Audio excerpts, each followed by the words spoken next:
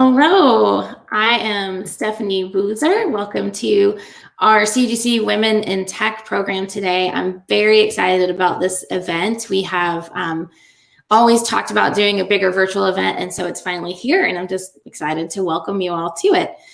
We have 3 great sessions for you today, and I think we're going to have so much great content that you're going to be blown away, and I hope you'll type your questions in. There's a, if you look over to the right of your screen, you have a chat panel and a question and answer panel. So if you have questions for any of our panelists today, please type those into that section, and I will make sure we get to as many questions as we can. Although, like I said, we do have a pretty packed agenda. So we'll do our best. All right, so I am going to bring onto the stage our 3 first panelists. So we have, here we go, let me bring her up, Esther Barthel. She's one of the founding members of the CUGC Women in Tech program. She is one of the 4 female CTPs and recently was awarded the Stephanie Roper Community Award. It's on the shelf behind her. There it is.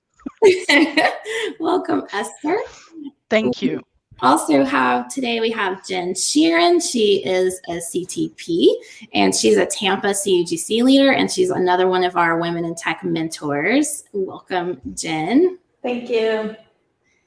And we also have Jaclyn Sanchez. Jaclyn is a CTA and she is another CUGC Women in Tech mentor, and I'm happy to have her participate with us in this great conversation. So I am going to hand things directly over to you, Esther. Are you ready for me to pull your slides up?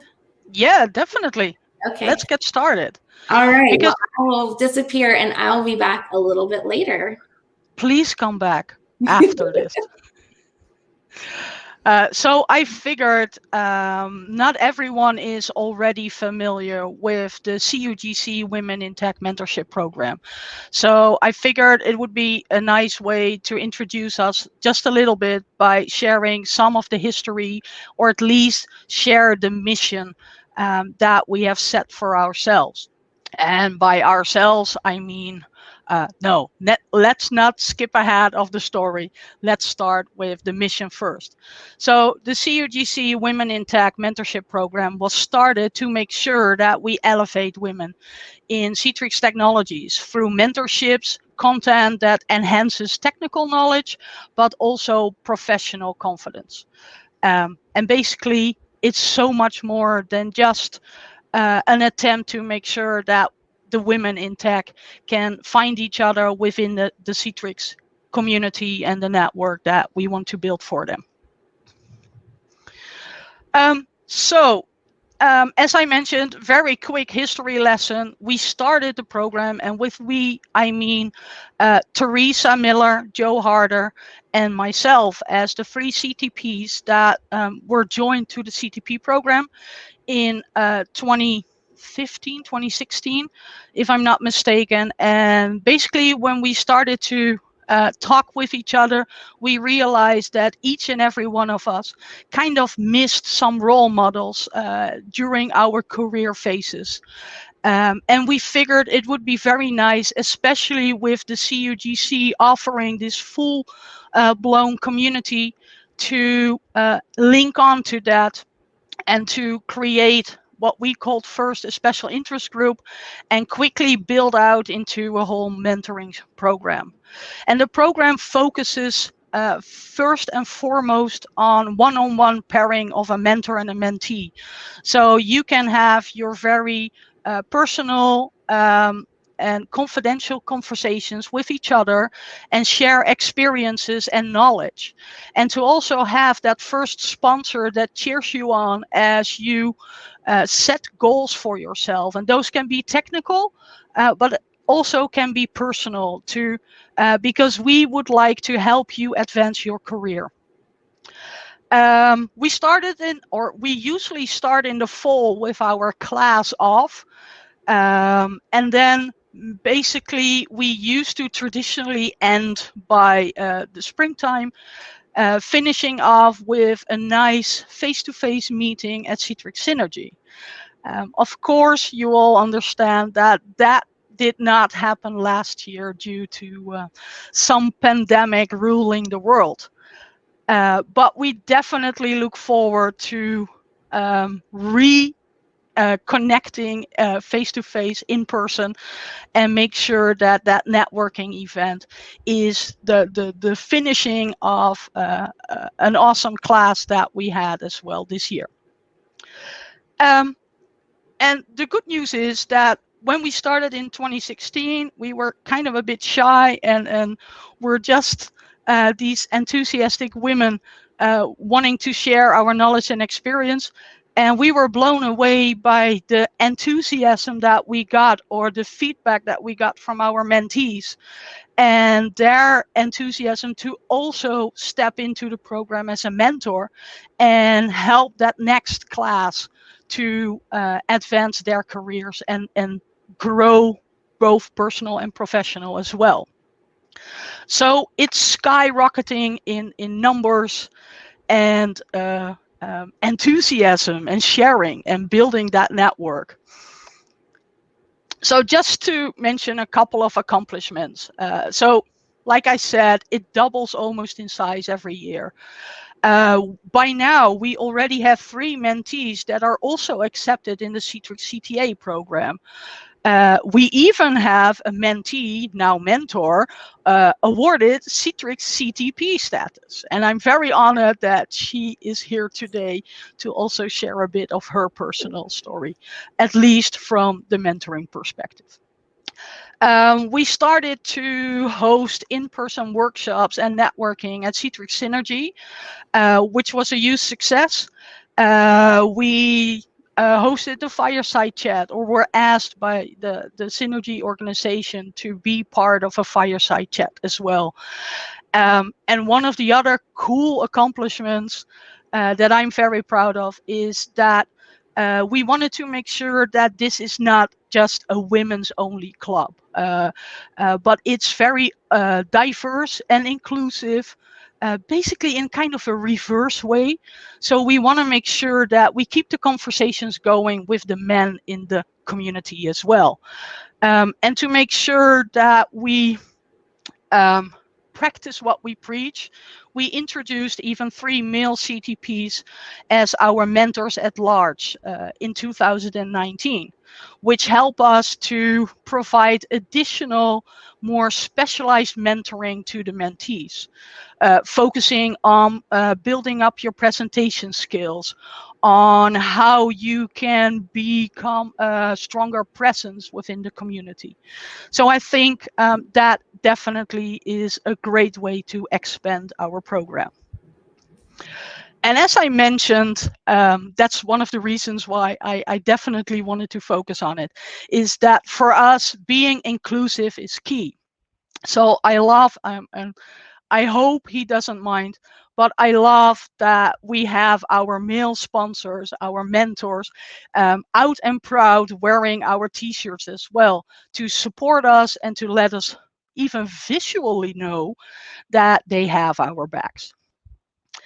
And it's becoming like a movement. So for those of you who feel the need to also be out and proud for women in tech, contact Stephanie. I didn't ask her if that was okay, but just do that. Contact Stephanie and we'll make sure that we get you a t-shirt as well. So we're gonna make this a new global pandemic, the Women in Tech Mentorship Program t-shirt for each and every one. And last but not least, of course, we do need some sponsors to make sure that we can provide the women all the coolness that the Citrix community has to offer. So a quick thank you to all our sponsors for 2021. And if you feel this is a good cause and you would like to become a sponsor, also feel free to contact Stephanie because we can definitely use your support. And with that said, I think we can get rid of the slides and just focus on sharing our experiences in this program. And I did realize that I can be very excited about the story, but there are even more excited women about the mentorship program. So I invited Jen Sheerin and Jaclyn Sanchez to help me spread that joy and enthusiasm of the program and share some personal stories, personal experiences. So hopefully we can get them to unmute themselves, or look at that. Awesome. So welcome, Jen. Welcome, Jaclyn. Thank you. Thank you. And I know we didn't rehearse fully what we were going to share, because basically to me it felt like a good reflection of the one-on-one mentoring, to make it like a casual conversation, and to basically start off with, I guess, that first question that a lot of people might have, and that is, how did you find the program, and what made you sign up? So Jen? I'll go first. Being part of CUGC, I've been part of CUGC from the start, and I found out about it through the website and emails, and was right away interested in how I could partake. I was at a point in my personal life where I felt that I could share some stuff. I wanted to give back to the community. I was looking for the right resources to do that, but at the same time, I didn't feel like I was ready. I didn't have the confidence to be outspoken, and then also professionally, I was also looking at ways to recession-proof myself, and work on some things, and so I signed up right away. Yeah, I think you were like in one of the first or the second class that we had. So yeah, you're definitely like our #1 fan, probably. And Jaclyn, how did you find the program? So I actually met Jenny at the Tampa chapter meeting that I had found due to online publication. So I became a CUGC Tampa member, and then I went to my first event, and that is where I met Joe and Jen, and they, were very proud of this mentorship that they had for women in tech. I think I might have been the only other woman there, so it was really nice. So I got to, they asked about if I was interested, and I was absolutely interested. And I think the next day I went online, signed up, and applied to be a mentee, and then Jen was my mentor. Oh wow, that's even more fun, I guess, because, well, I know from my personal experience, I felt it was always a bit intimidating. Not all men, don't worry, but when you're the only woman in the room full of men with these events. So it's always nice to know that there are other women out there as well, and to have conversations and to share some experiences and tips and tricks how to handle those situations, I guess. So Yeah. hopefully that's one of the things that this program offered you, Jaclyn. Absolutely. Yes, Jen was a wonderful mentor, and she, empowered me to want to give back as well. And I became a mentor this year, so it was wonderful. It's been a wonderful experience, and I plan on continuing it. Wow. Well, that's good to know. Thank you for saying that. And it's a two-way street. The relationship is I learned from her as much as I think she learned from me. So I'm super proud that you took the next steps, and I'm here today. That's awesome. Well, I'm kind of conflicted. I know that before we talked about this session, I already asked you if it was okay to be a bit more personal, but I also want to emphasize that for us, it's very important that the confidentiality is upheld within the one-on-one sessions. So it's not like we're taking notes of what is discussed and what the lessons learned are.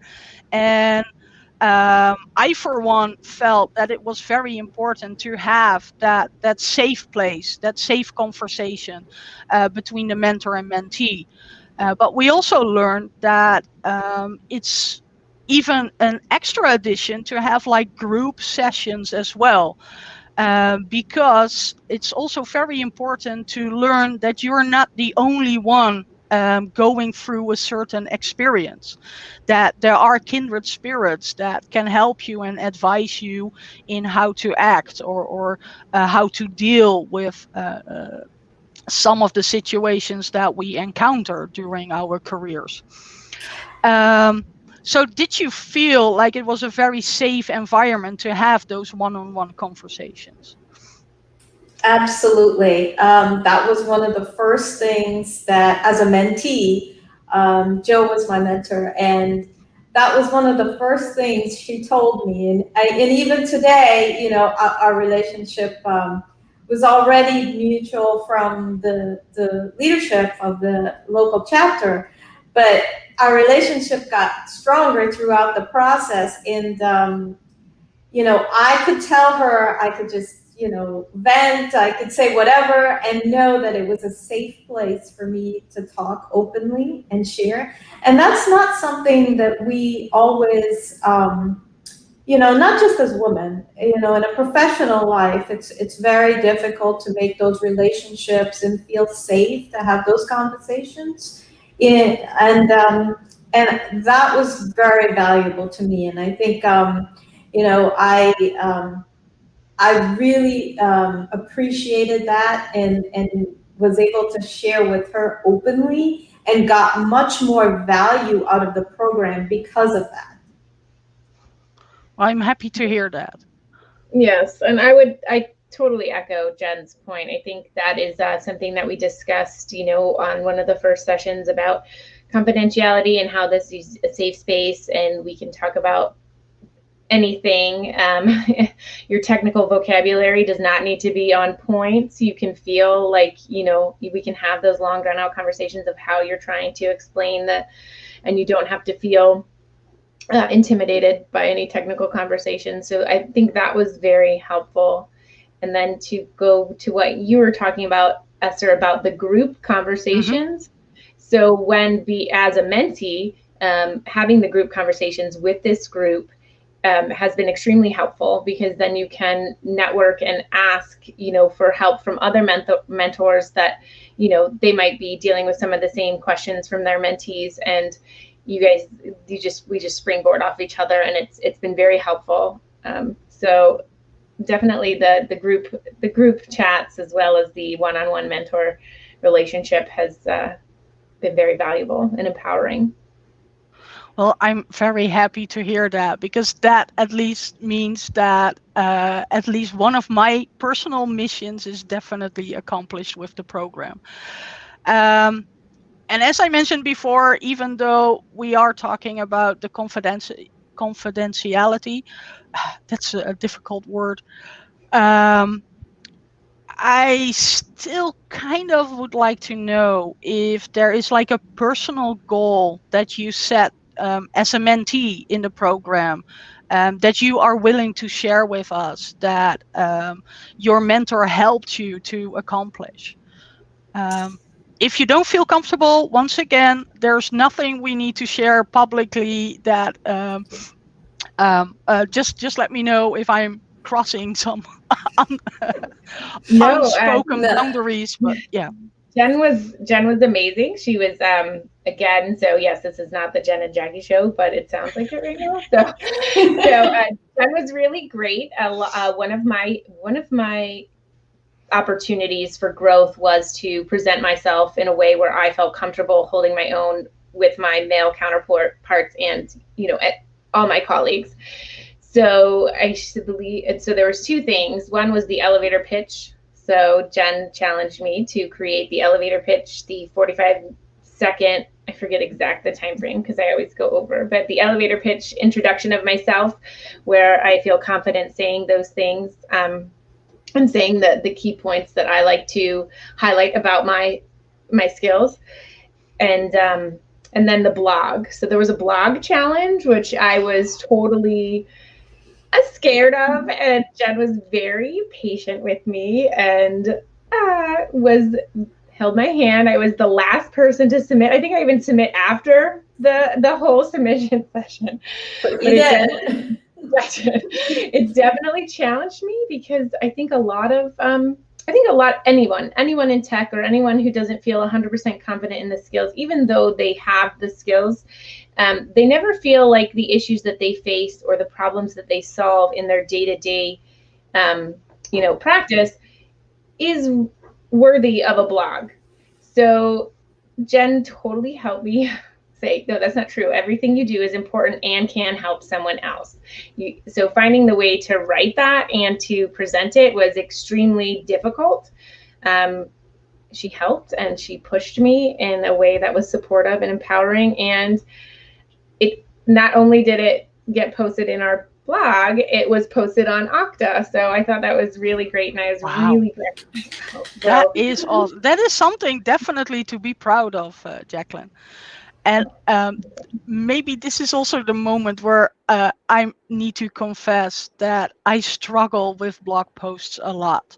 And I'm very fortunate that I have Stephanie to help me out and to cheer me on, or maybe even prep a little some of the content that I can focus on. But yeah, if I look at my personal blog, I think the last one was from April 2017, hanging my head in shame. So maybe I need to have that one-on-one with Jen as well to make sure that I pick it up again, or maybe even get some pointers from you on how to feel confident again that some of my experiences is worth sharing, or some of the solutions that I found for problems, which I usually kind of think, oh, but I Googled it, so someone already wrote about it. Should I still? So I totally understand that is an awesome accomplishment to get from the program. Well, I have to admit, I haven't written much lately either. So now it's confession time for all of us. Okay. We're confessing. Might as well. I think last year might have been my last one. I'm not sure I did anything this year. So I have to join you in that, but I think that the support we bring to each other is what makes us keep going. So I would be. Yeah, I'm already making like a mental note to plan a workshop in how to write cool blog posts or keep the momentum going. So yeah, that's I know Stephanie's already taking notes, so that will definitely be a workshop that will come to you in the near future. Yeah, no worries.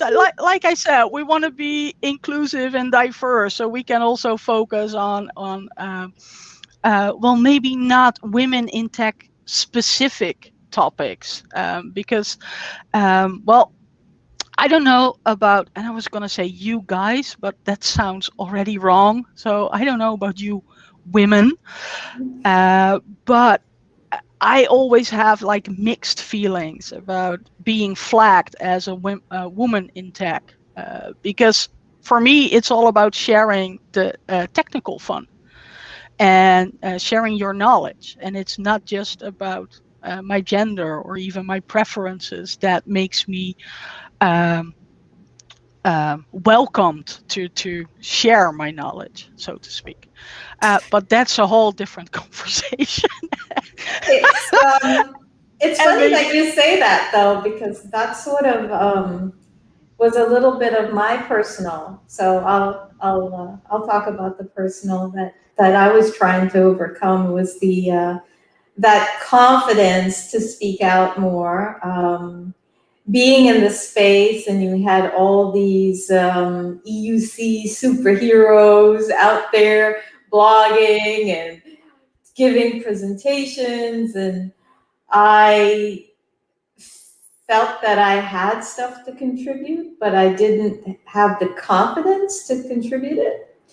And that was something I got out of the program as a mentee. You know, we worked on me doing that. I also had the opportunity to take advantage of one of the male mentees. So I got different perspective in learning presentation skills, and the hand lifted me up to, you know, to share stage and have the honor to present with him. And I even had your help, Esther, to one-on-one with me to rehearse, and I'm, you know, I've been trying to keep that going. And so, as you were talking about how I ended up being a mentor, I totally want to pay it forward in every sense of the way, and that, you know, is important for me to be a mentor for someone else, and to help that process in any way I can. I'm very happy that you signed up, and because I guess that's one of the whole ideas that Joe Harder, Theresa Miller, and I had as well, that it's all about paying it forward. And I joke when I present and talk about the Women in Tech program that it's not a dating show for me, because I don't always feel comfortable sharing how important some of the things are for me. But yeah. I'm so happy that the program allows us to build on that network, and to not just meet new women in tech, but to also have the opportunity to share your experience and your knowledge with them, and to cheer them on, because we didn't always get that same support when we were starting our careers. So I just love to see how we enable each other even more. Yes. Speaking of lifting up, another thing that has been very beneficial is not only do you get to help each other, you also hear the other struggles or other things that other women or other IT leaders have experienced in their own roles, and it does, a lot of those things are present in all of our day-to-day stuff. So it is nice to get other people, one, to feel validated, right? Your feelings are validated, that this is not, you're not in a silo. So that's another great aspect of this group, is the networking piece, where you have, where yes, I did not just gain Jen, I gained Esther, Joe, Theresa, Stephanie, and so many more that we can, talk to. The Slack channels, all the different ways we communicate have just been extremely helpful. And it's been wonderful. It's just a wonderful experience. I can't say enough. I'm also excited about it, Esther. Well, that's good to hear. And that's, I guess that's also part of why I asked you to join me today in this panel, not just to tell the world how wonderful the program is and all the cool stuff. You can also share the not so great moments, because I do realize that we still need to learn from the feedback that we're getting. We still need to expand, because one of the things that we learned in the beginning is that we only enabled the one-on-one mentoring sessions.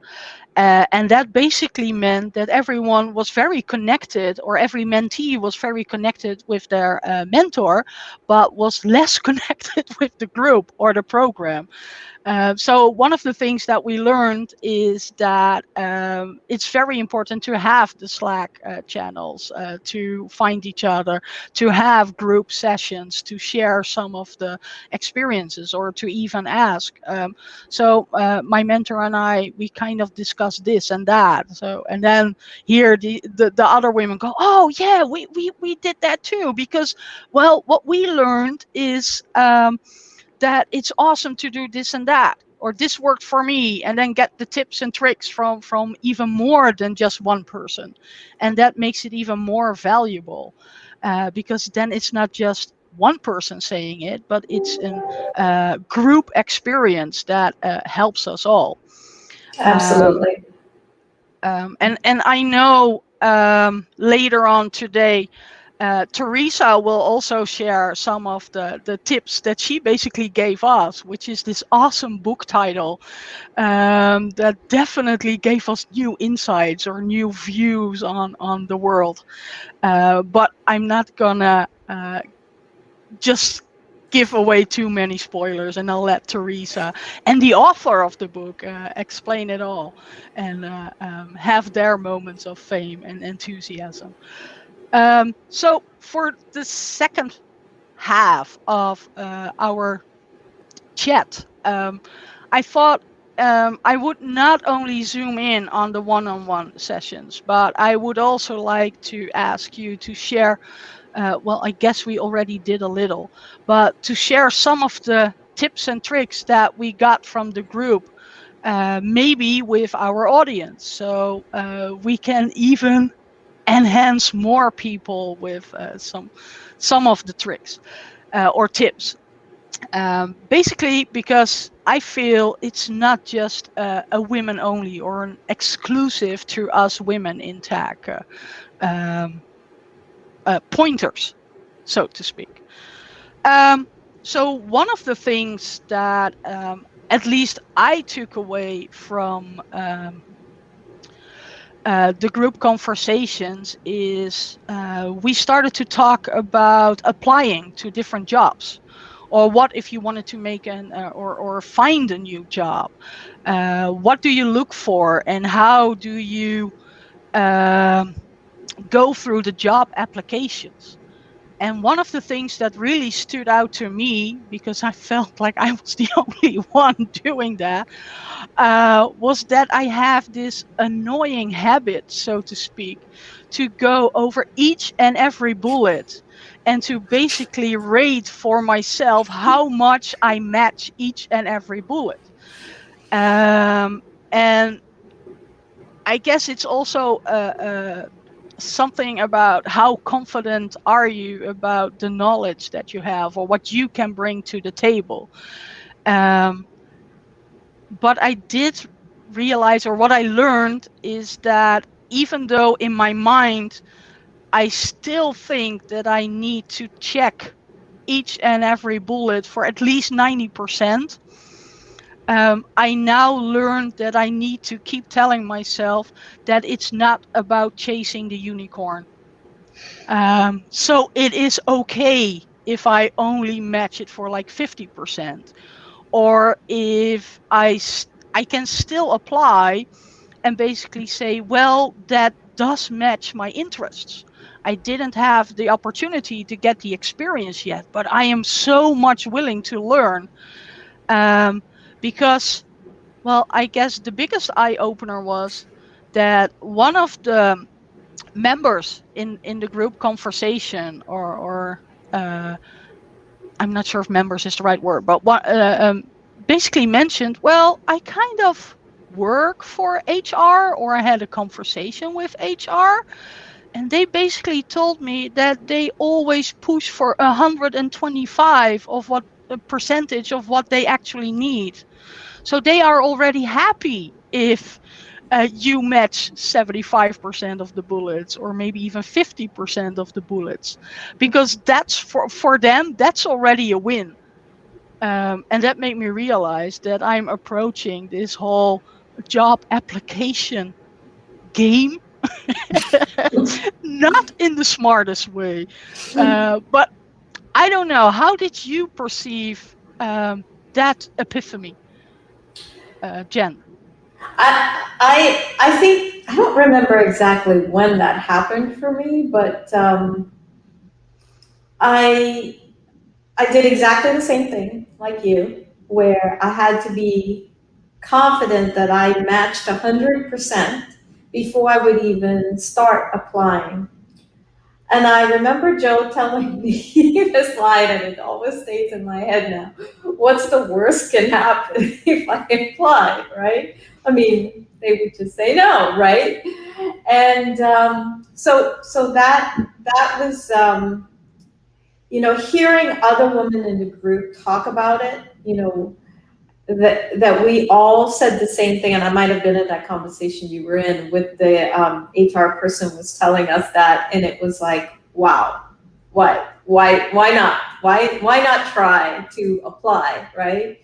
And someone also said that, and it may just be that men and women are different. I know I'm a mom to a son, and I realize that there are some things that you're just born with. But I notice the inherent confidence that he will say something when he has no idea.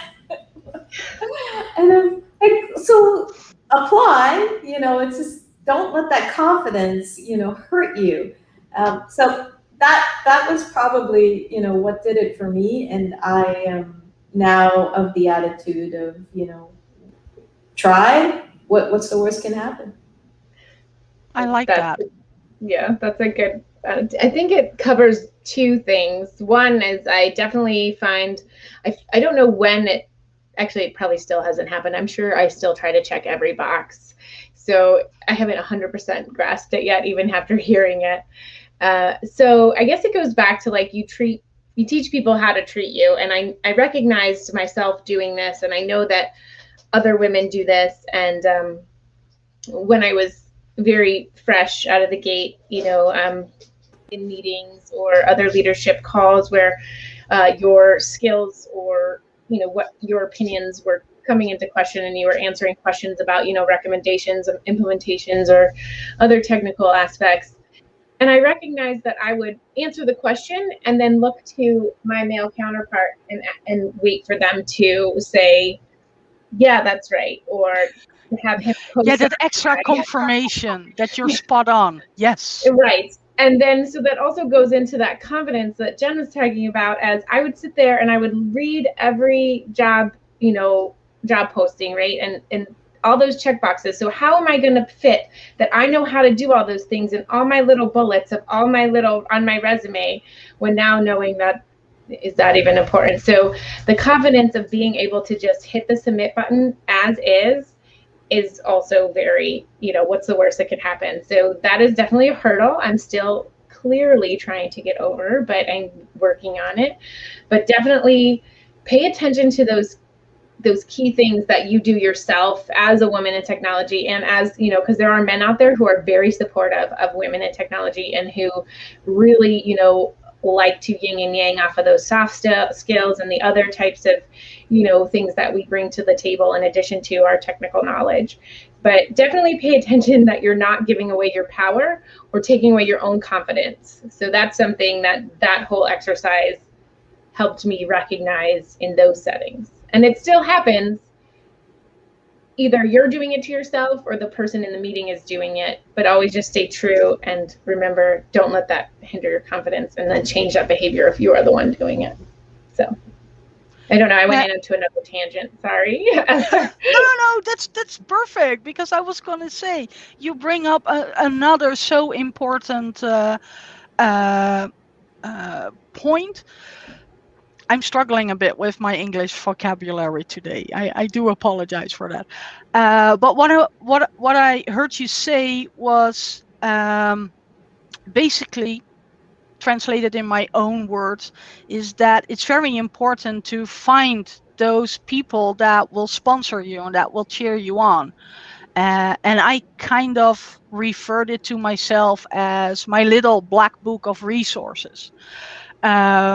Once again, not trying to get this whole program into a dating show, but still, when you say to yourself black book of resources, you instantly know that this is the important stuff. These are the people that will help me, that I need to stay in touch with, that will basically help me feel better about myself. So I sometimes call them cheerleaders, but somehow if they're male sponsors, they do not always appreciate the cheerleader tag. So yeah, I guess sponsors is a more neutral term for that. So how do you feel about that, Jaclyn?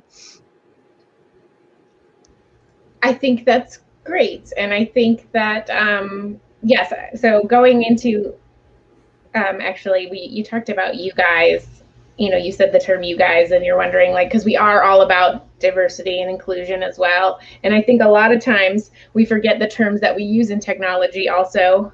I'm totally going on another tangent again. I'm sorry. Oh, that's okay.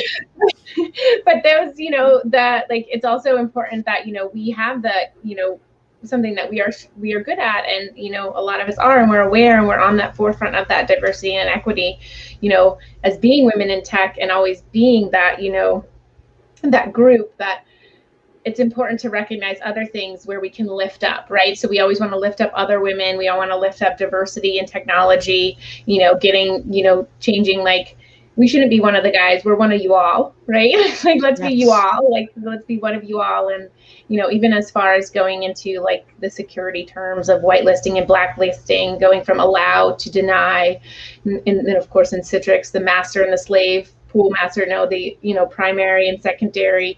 So changing all types of, and that's another thing that we've talked about on our meetings and with our mentees and mentors, is how we can, not just, promote women in technology, we can promote diversity and equity everywhere. And Yes.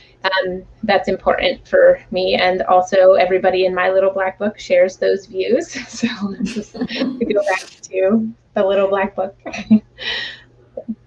Yeah, I really appreciate that. It Sorry, is- Jen. So Go ahead. I was just going to say, it was very refreshing to have that network of women that I could collaborate and share with and get honest feedback as well. And it's a growth environment. We're always learning off of each other and sharing, and at the same time, we've developed a bond, and I would call friendship as well. That's a very nice compliment to all of us, I guess. Or at least, well, I'm still kind of the nerd that feels that I'm challenged when it comes to social interaction and friendships and all, without getting too personal, because then I'm getting really nervous in this conversation. But yeah, thanks. It's awesome to learn that that natural process of growing friendships definitely happens within the program too. So yeah, awesome. And now I'm totally lost on where I was in the script.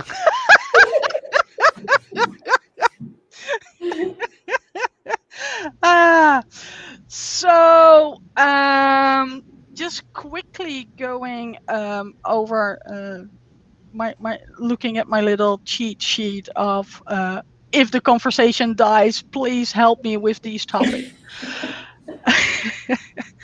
So, well, we already discussed in the beginning that paying it forward or is a very important part of becoming a mentor as well.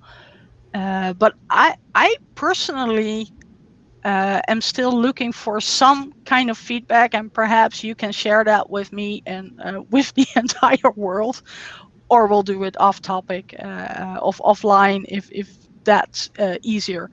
But I still want to do so much more with the program, and we now have the one-on-one mentoring. We have the specialists mentors, the special mentors, specialists mentors that focus on different topics or different growth areas. We started to do like the group sessions and to start thinking about workshops. And I guess we already mentioned that we have at least one good topic to start to build out our workshop intentions. And I think this event already shows that we're growing and we're ready to explore even new opportunities. But basically, I'm still kind of looking for, are there things that we're missing? Like, do I miss some of the obvious things that we can do to add even more value to the program? So I would challenge also like any comments or questions from, from the audience. If there's anything that you have not heard us review in the program that you think would be helpful to you or other female colleagues or male colleagues.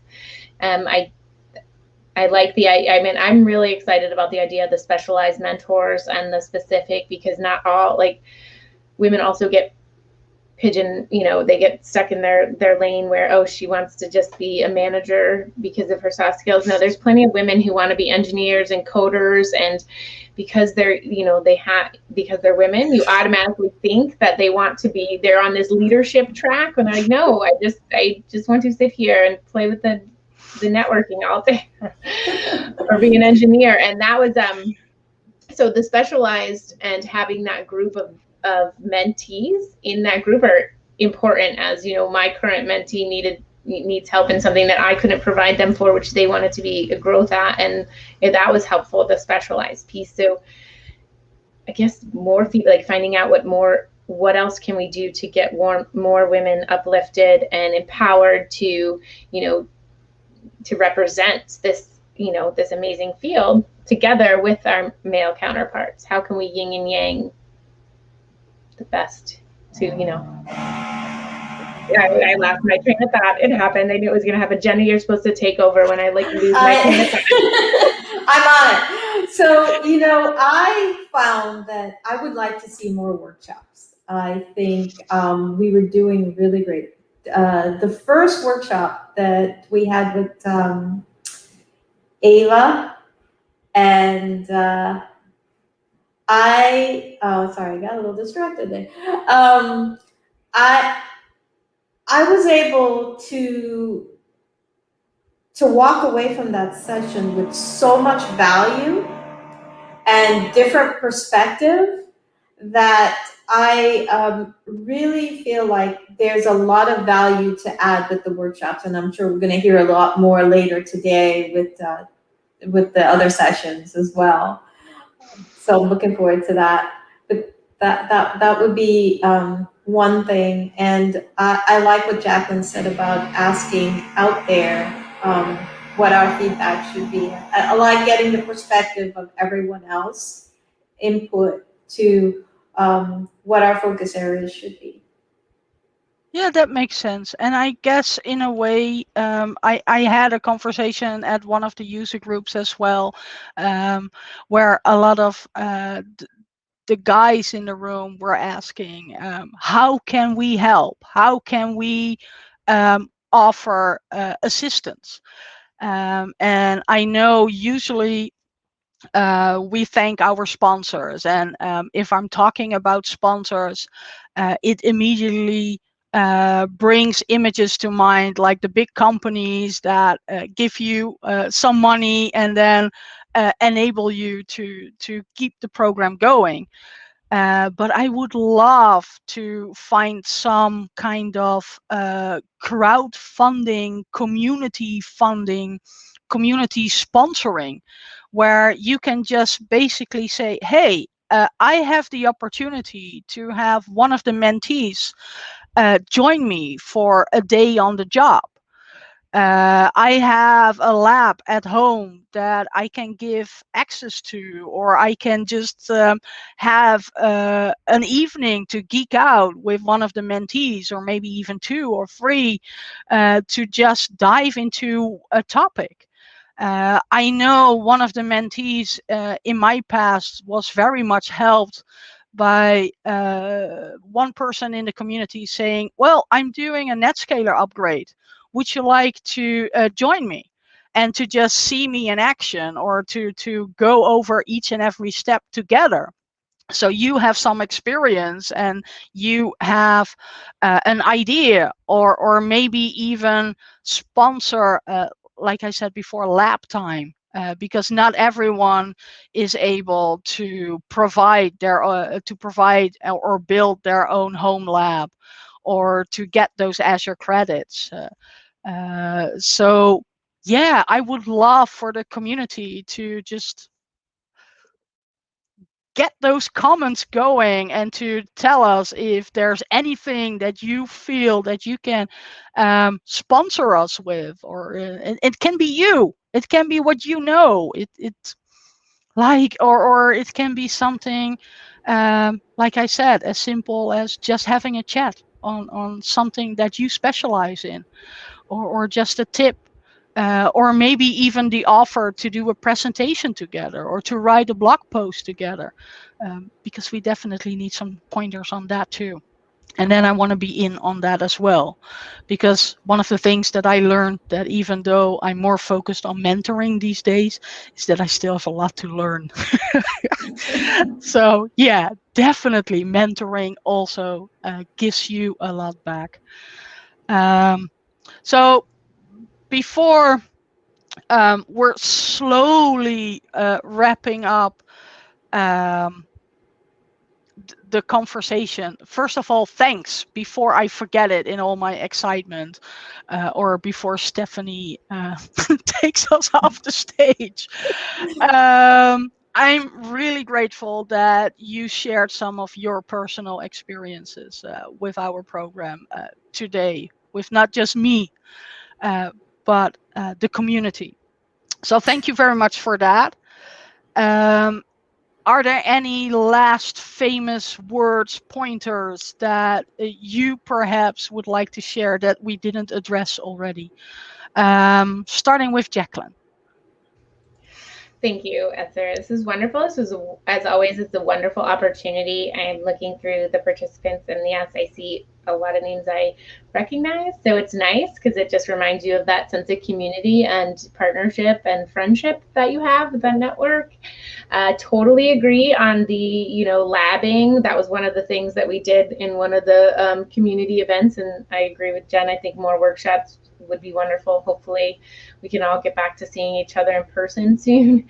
Yes. And then, yes, I know. And then absolutely, I think sharing is caring. I think that, I think the Slack, the group, Stephanie, Theresa, Kimberly, from all of them are very good at, inviting you to the channels in the Slack group. And then I've been embarrassed to write some of the silly questions that I've had about my Citrix environment on there. And it took me probably like a week to do it, but after I was lost, I wrote it, and somebody has an answer for you, and they're always, and that it's just a great community, and they're always willing to help. And just like Jen, I called Jen recently about an issue, and it's wonderful. And I think that's what's important, is your level. It's okay. Everybody's always learning, and there are no stupid questions, especially with Citrix and technology, because there's always something weird happening. So somebody has either dealt with it, and they are all about sharing, especially if they fixed it and they want to help others not have to deal with the headache that they've dealt with. So that also is helpful for, how to create a blog. And Jen, yeah, Esther and I will call you and email you about our one-on-one blog session we're gonna have. So thank you, everyone. It was great to see you. Awesome. And you can always call me, Jaclyn, if you need what you think is not so smart question. I have no fear, so I have no reservations. I'm very blunt with my questions. So if you think, well, maybe this is not the smartest question to ask, just call me and I will just ask it. No reservations from my side. I used to have blonde hair, but unfortunately that grayed out, so I don't have the opportunity to hide behind blonde hair anymore, but definitely can. So I would like to say thank you. Thank you for having us. This program has meant the world to me, and being part of it has elevated me, and I hope to do the same ongoingly as long as I can. And I'm not an expert in the blogging, clearly, but I will do everything I can to help. And for everyone out there that's listening, what I found this to be is a no judgment zone as well. I don't think we talked about that, but we are all here to help you in any way we can. So you should feel comfortable with this group of women, when you join the program, that you know, if you want to get the most out of it, you have to come prepared with being open, because we're going to help you every which way we can, and it never stops. It's like Jaclyn said, she called me. I'm always telling her, whenever you need, just give me a call, right? We're always sharing, and I got the sharing name. So anyway, thank you all. Well, you're very welcome. And you just reminded me that the whole blonde hair comment could have been taken totally in the wrong way. So that definitely was not the point I was trying to make. So I do apologize if that came across in the wrong way.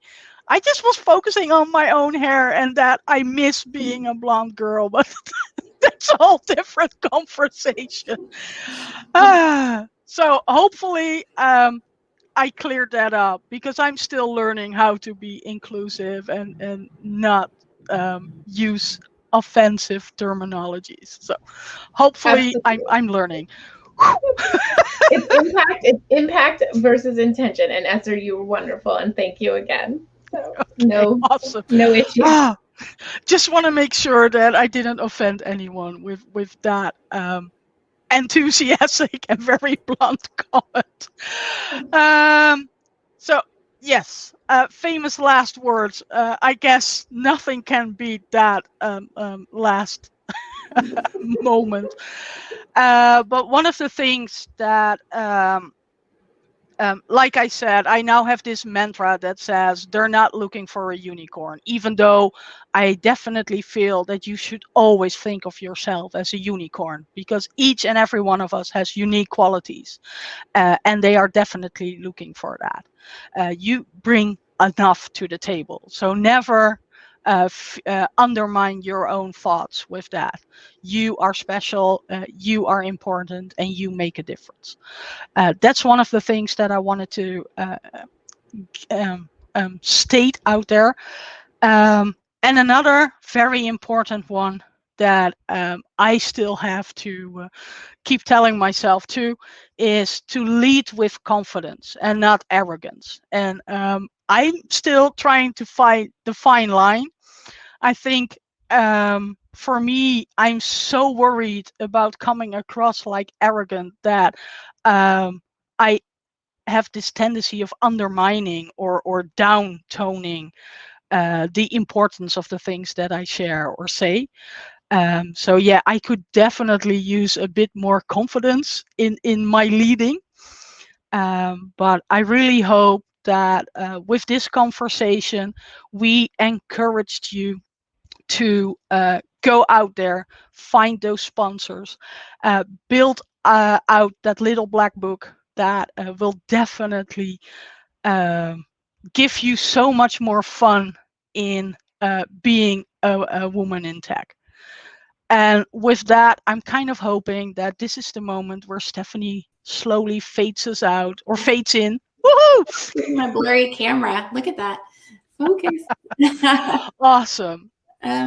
So, are there any questions or comments that we can still address in these final 2 minutes that we have?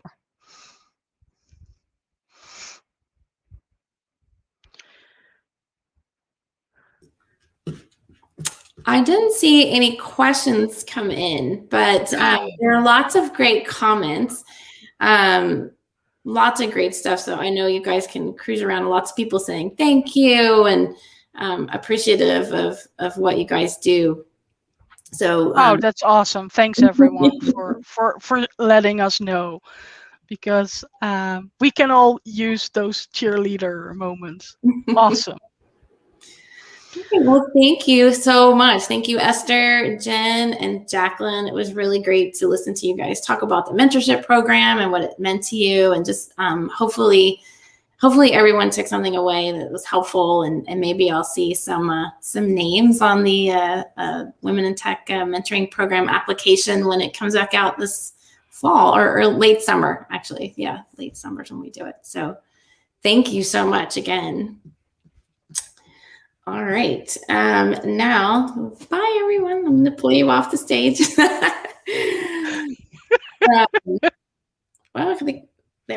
Hold on. Sorry, she's still there. Okay. Fun with technology. All right. Thanks again. Now I am happy to introduce several more people. We have Jo Harder is also one of our founding CUGC Women in Tech mentors. She is also a CTP, and she is one of our Tampa CUGC leaders along with Jen. So Jo, I'm going to pull you up on the stage. Hello. Hello, everyone. Hi, it's nice to be here. Yeah, it's so great. I'm so happy to see you. We also have with us Enit Nichani. She is the VP of Marketing for North America with IGEL, one of our Women in Tech sponsors. Welcome, Enit. Thank you. Thank you for having me, Stephanie, and thank you so much for the invitation, Jo, and CUGC Women in Tech group. And then also on our panel, our next panel is Gianna Nall. She is the head of Global Business Partners and Employee Experience at Cohesity, our other Women in Tech sponsor. Hello, Gianna. Hi, Stephanie, Jo, Enit, and thanks. Thank you for Theresa Miller from Cohesity for including me in this today. I'm really excited for this conversation. I am too. So I'm going to disappear. Jo is going to, she has a lot of questions prepared that she's going to ask Enit and Gianna about women in the IT workforce and lots of topics around that. So Jo, I'm going to back away and hand things over to you. Well, Stephanie, before you leave, I want to say thank you very much, because Stephanie is the backbone behind Women in Technology. She really keeps us going. If we fall behind on something or if we slip dates, she's there. So thank you. Thank you, Jo. Thanks for doing everything that you do for us. Really appreciate it. All right, I'll be back. Okay, let's get going with the panel discussion. We're going to talk about attracting and retaining female IT employees. Before we do that, a couple things is I want to very much thank IGEL and Cohesity for sponsoring the Women in Technology program. Can't tell you how much this means to us to be able to have your support as part of this program. I know that you just listened to Esther and Jaclyn and Jen, and it's really just so enlightening to have that level of support so that we can continue with this program. So thank you very, very much. We've all experienced the situation where we're the only woman in the room in terms of technologists, and that's an uncomfortable position. So the reason that we're having this discussion about how do we attract and retain female IT employees is because we don't want to be the only women in the room anymore. We want some more women as colleagues in the workplace and as folks that we interact with. And we want to be able to tackle that more successfully. So that one of the ways that can be done, of course, is to make sure that we've got a number of individuals that are truly qualified and that can be our work colleagues. The last thing that we want as women in IT is to get someplace because you're a woman. That happened to me in one of my roles in my career. And it was very uncomfortable. I knew that I had been hired because I was a woman. And I got to tell you, I stayed in that job for probably about 1.5 years, and I just realized I can't do this anymore. So none of us want to be in that uncomfortable position. And that's why we're going to have this discussion. So before we actually get into some of the questions that we wanted to talk through, could each of you tell us a little bit more about yourselves as well as why this is important to you? Sure, I can go first. Sure, thanks, Gianna. Hi, Gianna Nall, and again, I'm a human resources leader at Cohesity. I've been at Cohesity for about 3 years. Very fun and fast rocket ship of a late stage startup. But most of my career, all of my career has been in high tech human resources, and most have been at larger companies. Companies like Cisco, Symantec Veritas, BEA Systems before we got acquired by the behemoth of Oracle.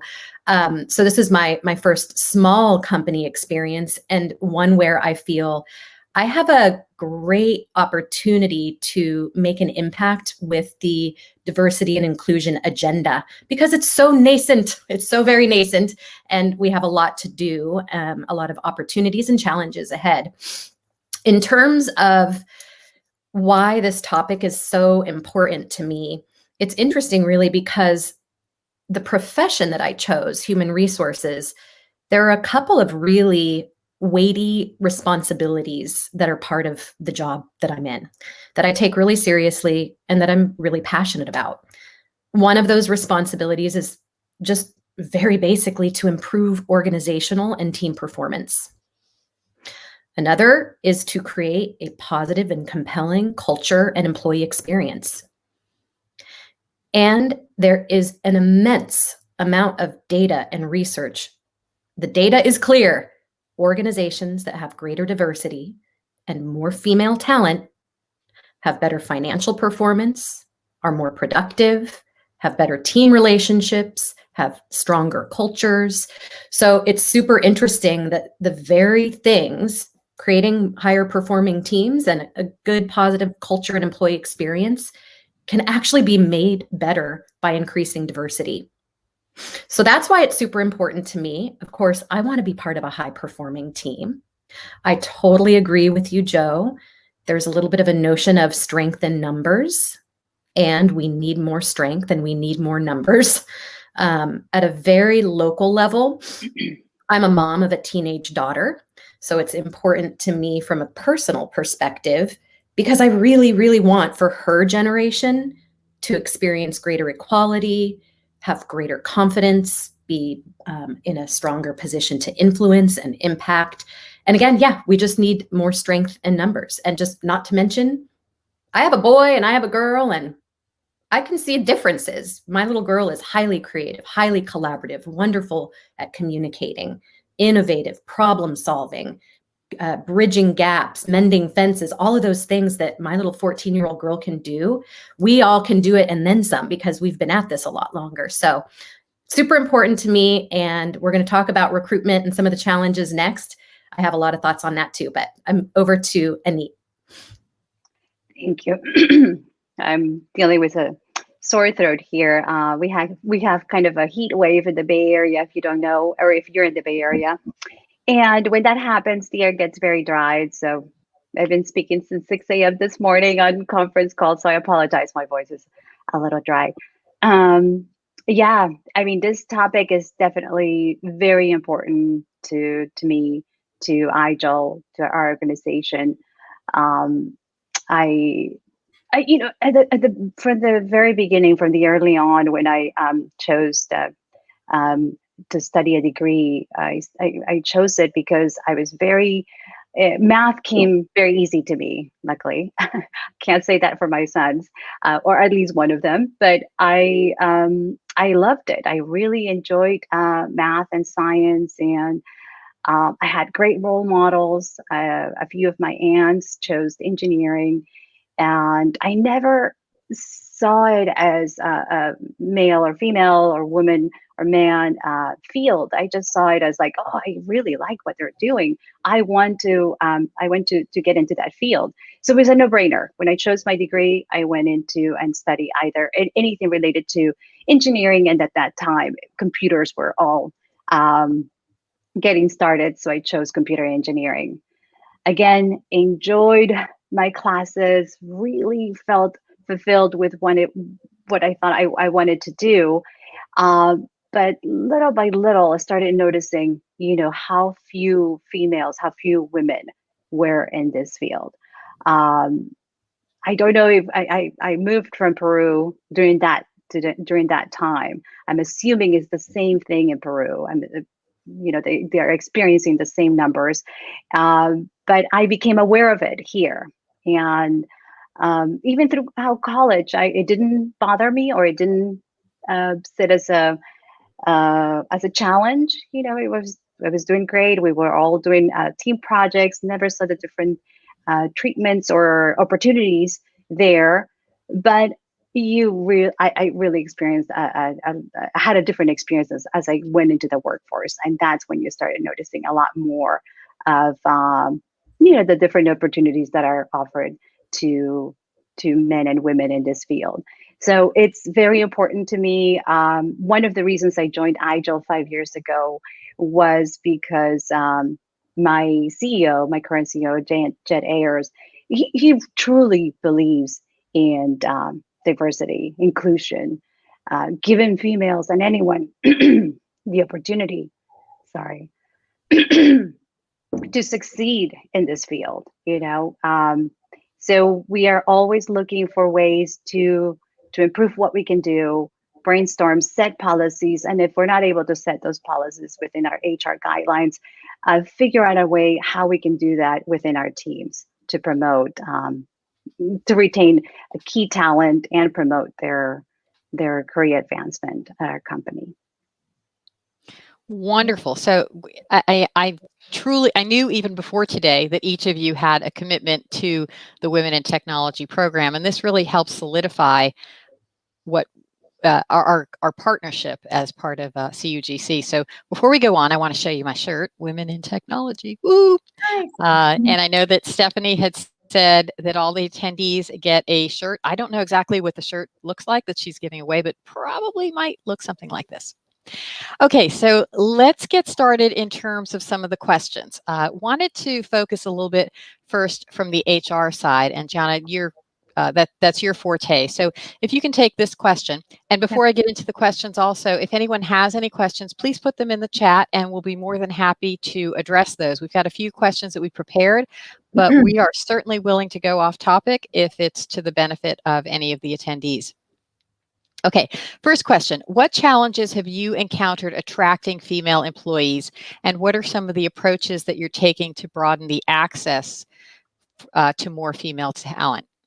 Yeah, it's a good question. It is definitely a real challenge. I think that all HR and business teams, frankly, that are hiring tech talent in Silicon Valley, at least, and probably more broadly, face this challenge of landing female technologists. And I know Joe or Esther actually said, don't pigeonhole yourself into feeling like you have to be a unicorn, you are enough, and you don't have to tick every box of the job description to go for it. That's all totally true. But I will tell you, as a female in a highly flooded profession, HR of females, I'm not a unicorn.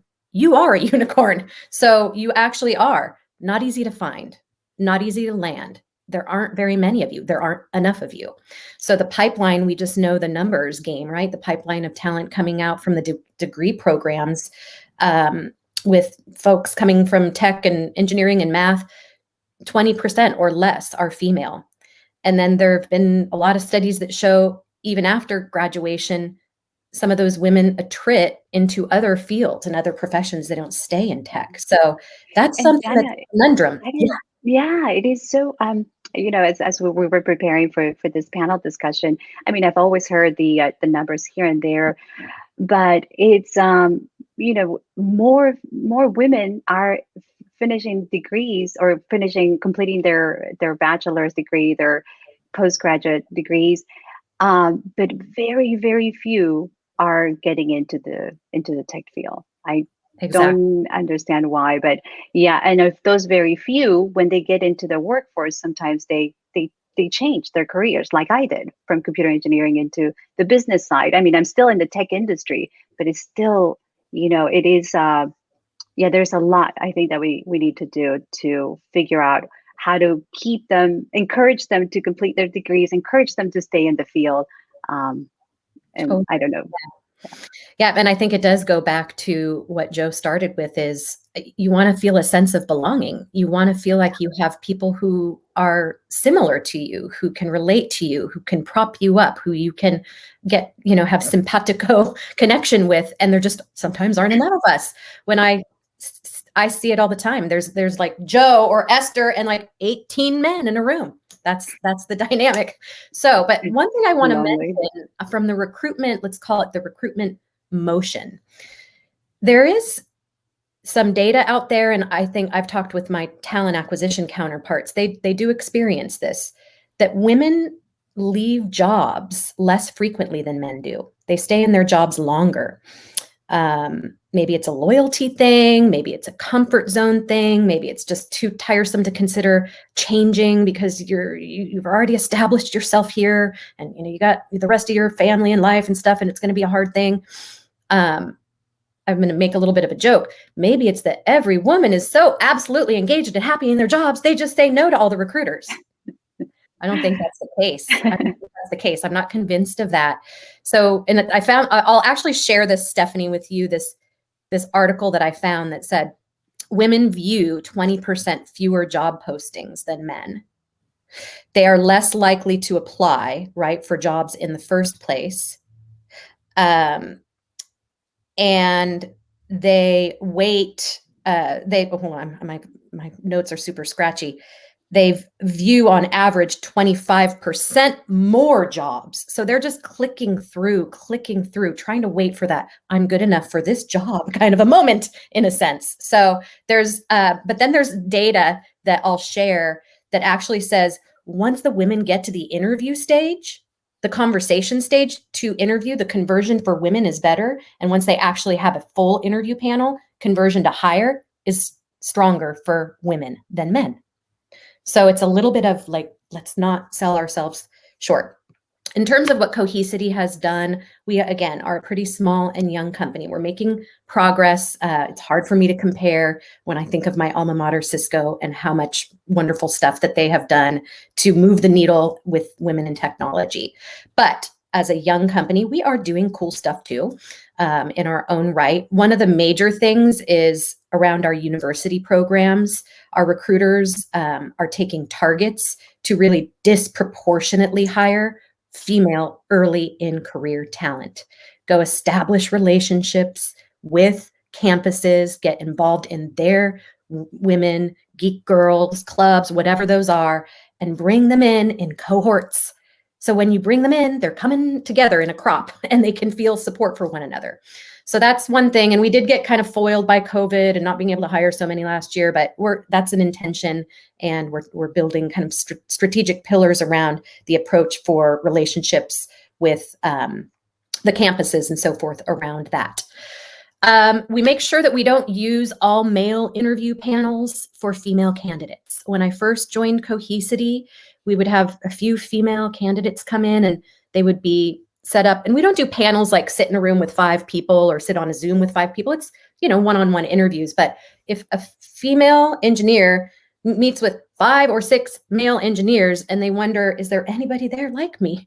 So we've instituted don't let that happen. If you're talking to female talent, make sure there's a female. And maybe that means there's a technical marketing person or a product manager or a tech writer or one of our few female engineers. We can tend to overtap them, right? Because there aren't as many, but that is one approach.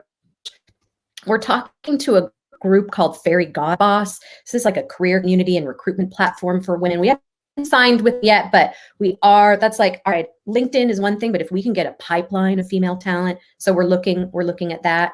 And yeah, so those are a few things. And Enit, maybe you can share some of what you guys are doing to attract. Yeah, thank you, Gianna. I'm so happy to hear what you guys are doing. I definitely think our organization could probably replicate, if you don't mind, steal some of those ideas to do. But we've, the establishing those relationships with the universities, career departments are definitely key. I think that's one of the things where there has been some focus. I briefly spoke with our HR leader at our company, and the other things that we do is, review the numbers. We're a small company, less than 500 employees still, and so we can still review the numbers of employees, review the numbers of incoming employees, and where we're tracking, where are we lacking, and then trying to fix and address where we can.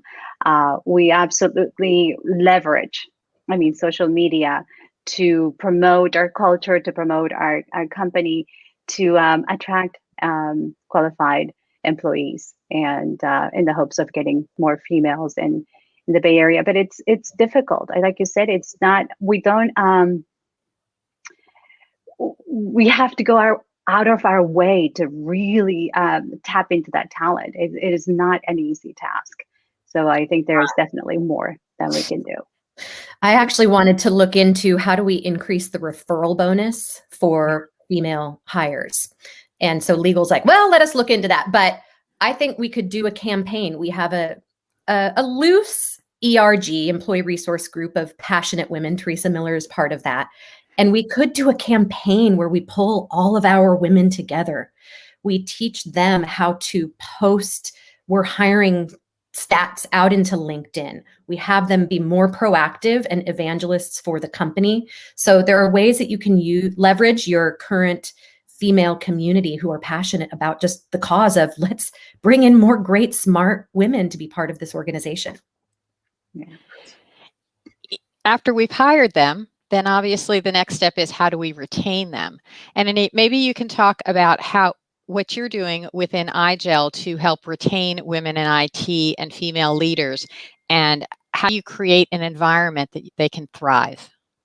Absolutely. Yeah, again, retaining and promoting employees, in general, the pool of qualified employees in this industry in end user computing is very limited. So we have to make sure that we're able to offer those programs and set policies to help us retain these employees. And luckily we haven't had much turnover, but specifically for female employees, I would say, even before COVID, even before the pandemic, the flexible work arrangement was very much in place at IGEL. I mean, it helped me when my children were younger. I joined the company 5 years ago, and I'll just share an experience. I mean, I joined the company in July, and I remember we were approaching Thanksgiving week, and my sons at that time, 10 and 12, had the whole week off, but I had a couple of important meetings to go to in San Francisco. My husband, also in this industry, was very busy, so we had no one to care for the kids. I could have left them home, probably let them watch TV or play video games all day, but instead they packed their backpacks, they took their books, they took their video games, took them to the office, and everyone in the office welcomed them. They asked me where we don't have a childcare center in the office, but we put them in a conference room. They were there while I went and attended the meetings, and so that type of flexibility, even though it's a soft, it's not encouraged for everyone to do. It's definitely something that you could do depending on the schedule that you have for that day, for that week. But it is it's a benefit. It's a flexible thing that most of the managers at the company are able to provide, and I would do the same for my employees. We're a fast-paced company. Every company in this industry is obviously very busy. We work long hours, lots of projects, very limited resources. But what we are trying to do is constantly, review that pace, review those performance expectations. I'm guilty of this. I mean, I take too much on sometimes because we have a small team, and I say, yeah, I'll do this, I'll take this, I'll take that. But it could hurt the team, the company at the end. So really, our practice is to assess that pace, to assess the long hours. Long hours not always equals higher productivity. Really focus on priorities, and our leaders have been very helpful with that. Especially my new manager, who helped us focus on those top priorities for the quarter, for the calendar year. This is very similar to the other ones, and I took note of this and I wanted to share this with you, is acknowledge any challenges that your employees might be having. And we as females might have more responsibilities outside of work, family challenges, childcare, like the example I was giving earlier, or anything else that you might be experiencing. So it's not, again, a set policy. We do have some set policies in place, but for example, 2020 for me was definitely a tough year, not only because of COVID, but we also suffered a tremendous loss. My brother-in-law passed away at a very young age from cancer. So it hit the whole family. It's my youngest sister suffering from this loss, and so and myself and my other sister and my brother, we were there for her. And IGEL, my CEO, again called me personally to let me know that IGEL is giving me the time to deal with this emergency, to take the time to support my sister and my family during this time. Not many companies do this, unfortunately, because they rely on the set policies, on the set guidelines that they have. And I think smaller companies, medium-sized companies have that flexibility to offer that. But I do encourage organizations and teams to give you that flexibility.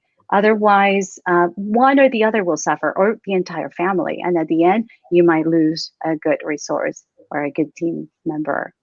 And lastly, it's still working on this. Everybody at my company, or at least the females that I work with at the company, know this. I'm very, very adamant about gender pay equality. So anything I can do within my power, anything that we can do within the organization to pay at the same scale and based on their experience and their qualifications, I will do to fight for that.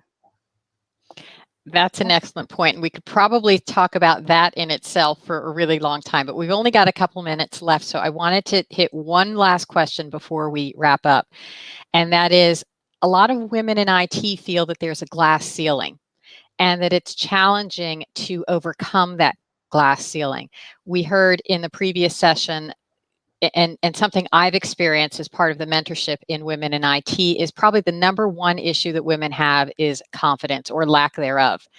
So how do you encourage, how do you think that gap can be addressed so that women can overcome that glass ceiling, so that they can overcome any internal issues that they have with lack of confidence, to be able to rise above and really be successful? Yeah, Joe, I can take that one. And yeah, I guess I will focus my response less around the notion that there's inequities or that there are unfairnesses that we all need to navigate. I'm not denying that those conditions are in place or not, or whatever. I don't want to go there. But I think with this one, I tend to focus more on what we can control and how we can take our own power. So that's to the point of confidence. So I think being, just grounded and thoughtful about what your career objectives are, what they are, and actually build a plan, like actually put pen to paper or type to screen or whatever, knowing that it's going to be a journey and it's not going to be some like destination that you will be happy when, or you will know you arrived when. It's sort of to that, like, every day you're moving toward your goal, but you have declared what you think that goal is, or set of goals possibly. I think it's hugely important to always be a continuous learner. Be curious and read, learn, ask for stretch assignments, ask, for feedback. Feedback is hard, but getting it is helpful. And continue to just work on your skills, gaining more experiences to build additional confidence and to just, give yourselves more versatility with where you can play. The connections and being part of a community like this. I loved just hearing Esther and the group kind of banter. What a supportive, authentic community. Esther being able to be vulnerable when she felt she made a faux pas. Like, that's what this kind of community is for. It's to learn from, it's to build and lift one another up. It's to find mentors, seek out mentors and sponsors. And I think you guys probably have talked about the difference between mentors and sponsors. A mentor is going to help you, coach you with things that you're trying to navigate in your career. A sponsor is literally going to advocate for you in your promotion path. And sponsors and mentors for women don't only have to be women. Go find some guy who you respect and give them a job and have them be part of your success. There are allies and there are supporters in the male community. So, yep, I mean, and just be courageous, even just 10% more courageous. Again, you are special, you are coveted. It's super interesting that there is a supply and demand issue with women in tech. The economics need to catch up to that, right? It kind of defies the true economic rules that we all learned in Econ 101 in college. But we need the groundswell of the strength in numbers. So that's back to the theme of strength in numbers. And I know Theresa and Fran Hauser are going to be talking about some of these courageous moments in their discussion next. Yeah, Are you on mute? to add to that, I'm sorry, no, I'm just my my MacBook's low battery sign came up, and I don't have my power cord, so hopefully I'll be able to share this with you. Yeah, I couldn't agree with you more, Gianna. It is something that we should be able to control our own destiny. Should be the word. Should. At the same time, I encourage everyone to give women the opportunity to challenge themselves, to encourage them to take that new project that they've never done before, or to take that next step to ask for that promotion. And my sons play competitive soccer, and I sometimes see a lot of the dynamics of sports, team sports, of how they need that pep talk. You need that encouragement. At the end of the day, you need to believe in yourself. You need to believe in your team to keep on moving forward. Again, my other recommendation is always be training, always be ready for that opportunity. When it comes, take it, don't hesitate. And if you make a mistake, don't worry, pick up and keep on going. People will give you another opportunity. So it is, we need to find those, like you said, those people would give you that encouragement to take those challenges and to take those opportunities, because we question ourselves all the time. We question our abilities, even though we know that we are overachieving, delivering on our results, we're ready, but it's just, I don't know how to pinpoint, what to pinpoint, but it's just that little extra encouragement that we need to take that next step. Yeah, excellent. So I would agree with you. Part of the issue is we sometimes create our own glass ceiling. Sometimes it's there, it's actually there, but sometimes it's ourselves. So I know that Stephanie's pinging me because we're 2 minutes over. I want to thank. Yeah. Okay, I'm wrapping up, Stephanie. So again, we really want to thank both IGEL and Cohesity for your support for women in IT. Thank you again.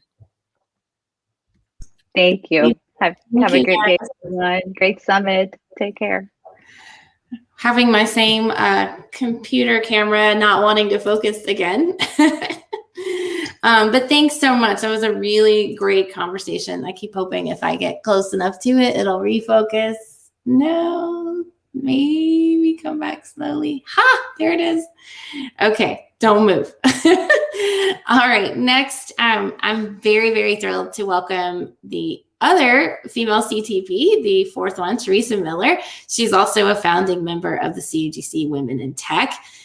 She is going to be interviewing author Fran Hauser. Fran wrote the book, The Myth of the Nice Girl, Achieving a Career You Love Without Becoming a Person You Hate. So I think this is going to be a really great conversation. So Theresa and Fran, I'm going to pull you up on stage. And I'm going to hand things right on over to you guys to get started. I know you've got a lot of great questions and stuff coming up. And make sure you guys type your questions in the Q&A section as well. And we'll try to get some of those answered today too. All right, thanks. Thank you, Stephanie. So, Fran, I am so excited to be here with you today. Thank you so much for joining us. Hi, Theresa. I'm so excited to be here. Thank you for having me. So, part of my excitement comes from the fact that we get to talk about this amazing book, and just a little cool fact for the audience is I did get to meet you at the Women's Watermark Conference, and you autographed my book for me. So why is this important to me, and why did we work hard to see if you could join us today? Well, so first of all, I stumbled across your book back when it was released in 2018. And I was at a point in my career where I felt like I needed something more, but I didn't know what it was, and I didn't know what was holding me back. Excuse me. And I found so many of the things that you shared in the book to really resonate with me. And what I did then after I read it, of course, I applied many of those things, but I was also lucky enough to be, as Stephanie mentioned, one of the founding members of this Women in Tech group with Citrix. And anytime I've had a mentee that's been interested in career, we work through your book, and we have real-time conversations about what's going on in their careers and use it as an opportunity to learn. So you and I, yeah. I love hearing that so much.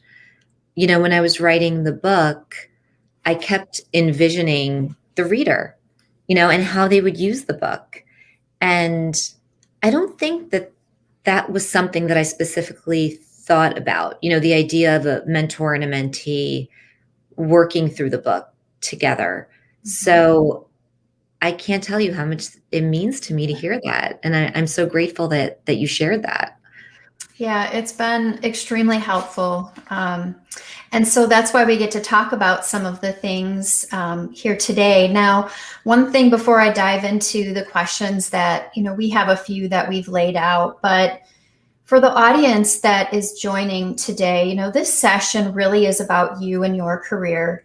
And so what I really encourage you to do, like Stephanie said, please put questions in the chat. And as we get through this, let's talk about some of the things and the challenges that you're having and get Fran's thoughts on them. So I strongly encourage you to share those questions, and we'll talk about them. All right, so the first question I have for you, Fran, and I found this to be a learning experience for myself, is that the words we choose when communicating with our coworkers actually can impact the outcome, even whether or not we get a response. So, and I know in the book you talk about speech weakeners. So we might inadvertently use those speech weakeners, and it impacts that response. So what are some examples of speech weakeners that you have stumbled across? But more specifically, then take it a step further. How can we shift that language to something more confident? So what are some examples, Fran? Yeah, so, it's interesting when I think about communication and effectively communicating a message, I really think about three different parts, because there's the words we use, there's the tone of our voice, and there's our body language. So it's really kind of all three of those things together. And interestingly, there's been research done that shows that sometimes body language and the tone of your voice are even more important than the words that you use. So it's something to really think about as you're going into a conversation, whether you're pitching something, you're trying to get buy-in, maybe you're disagreeing with someone. But thinking about, if we start with the words, you don't want to use words that diminish the value of what you are saying. So even a word like just can actually be very diminishing. It's something that I still struggle with, right? Because just checking in or just following up. I'm sorry, which I know is something that we're going to talk about a little later on, right? But when we apologize for things that are trivial, it puts us in a position of weakness. Even saying something like, we might want to try this, could at times come across in a way that's weaker. And I would really encourage everyone to use words like, I strongly believe, I strongly believe that this can have a huge impact on the business.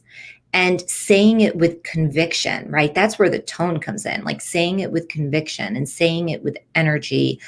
I have a story from when I was at Time Inc. where we were going in to pitch the CEO and the CFO this idea that we had for a new product, and we were asking for money. And my boss, before we got into the room, David turned to me and he said, Fran, it's really important to focus on your energy, because I'm a very calm person, and which is great, and it serves me really well.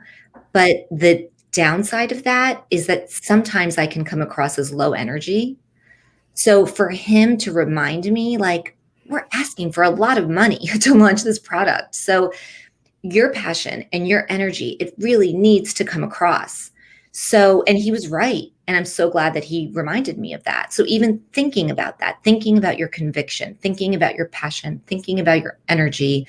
And then when it comes to body language, right? How much space are you taking up? Mm-hmm. Your posture, your eye contact. I've been in meetings where sometimes I felt like I had to stand to maybe, get a little bit more attention towards me. So just really thinking about that too, thinking about your body language. So it's a lot to think about, and I don't want it to come across as like, oh, here's this checklist that I have to go through every single time that I'm communicating. But it really is important to be aware, of all of that. And I will tell you something else. My day job is startup investing. So I'm listening to pitches all day long. Like, think about Shark Tank, like that's me.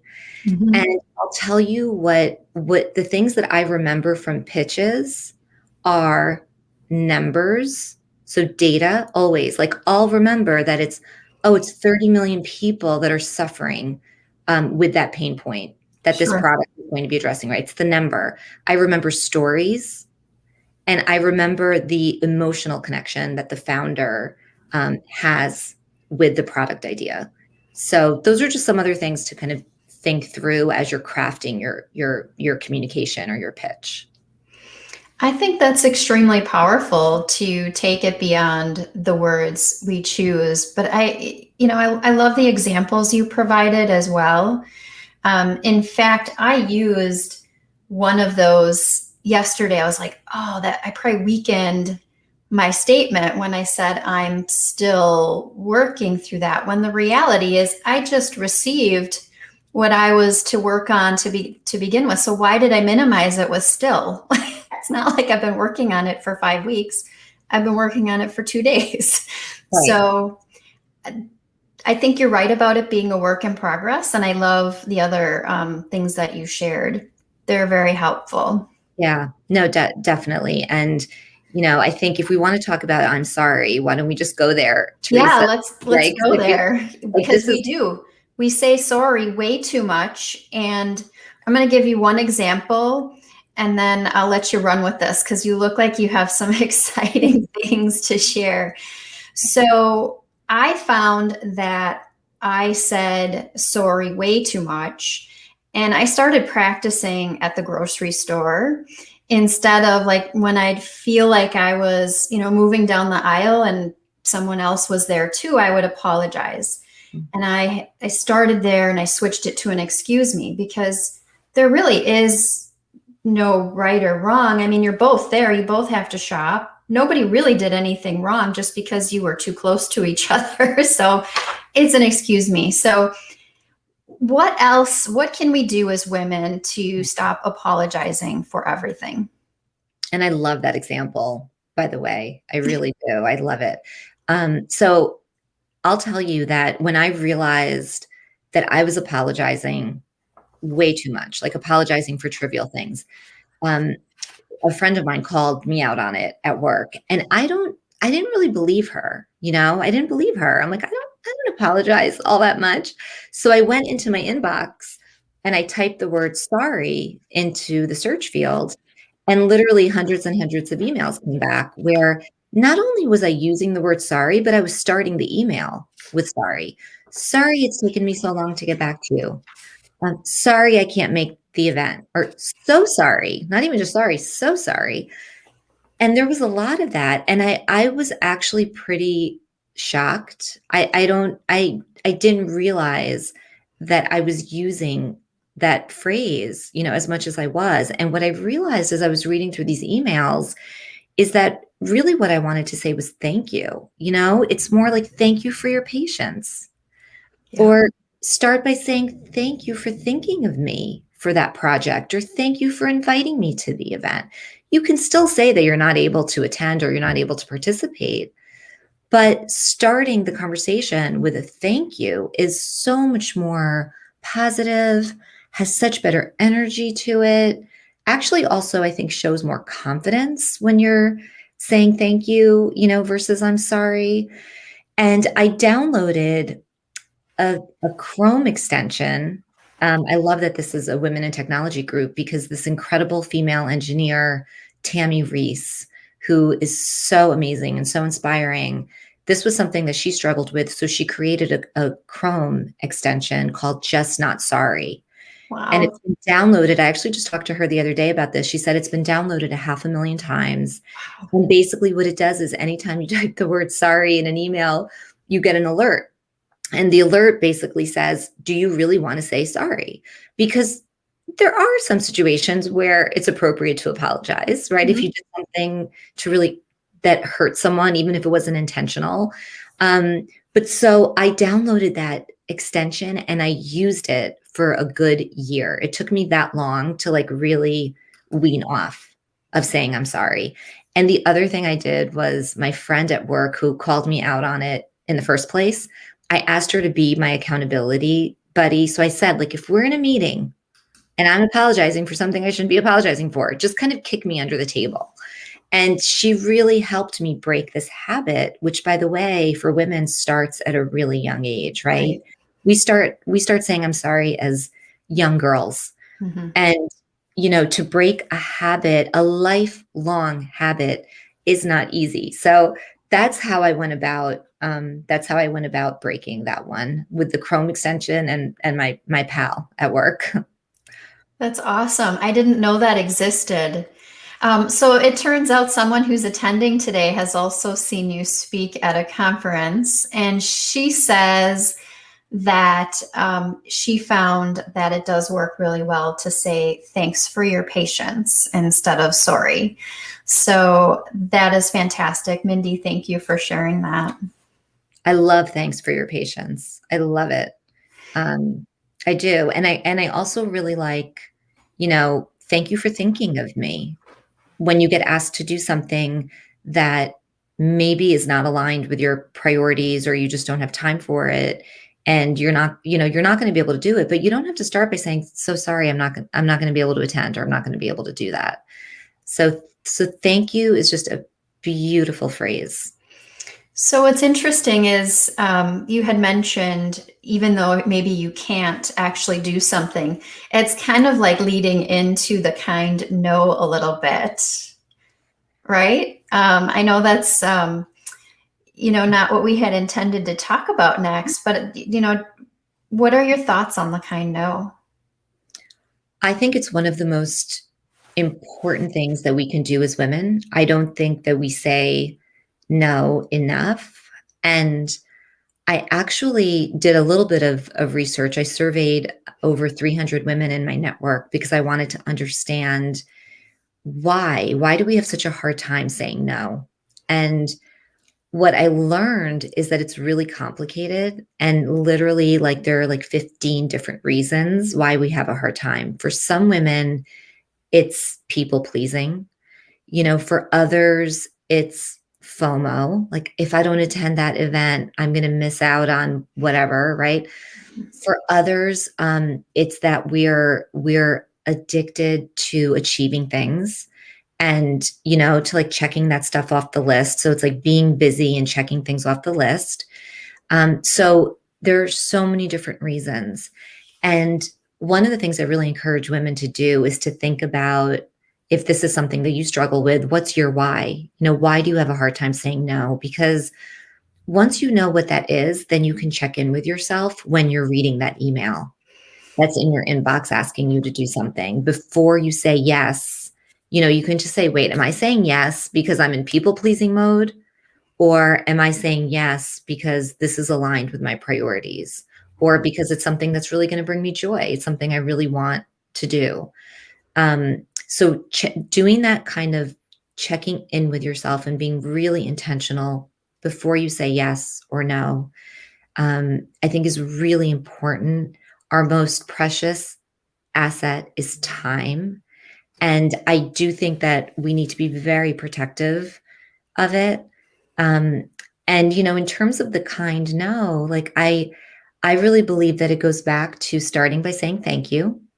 Mm-hmm. And then you can say, if you want, look, I'm heads down doing X, Y, or Z. I'm heads down writing my book. I'm heads down building my business. I'm heads down working on this project. So I won't be able to participate, and wish them all the best. It can literally be 2 lines. We don't need to over-explain. That's another thing that sometimes, like, I feel like I have to write a 3-paragraph email of why I can't do something, but we really don't. We don't have to. So just keep it short and sweet. And the other thing I'll say about this that I've used as a tool that's really helpful to me is sometimes it's a no, but the person who I'm saying no to is someone who I really want to help. Like maybe they just did something for me and I want to be helpful to them. Maybe there's a strategic reason to be helpful in some way.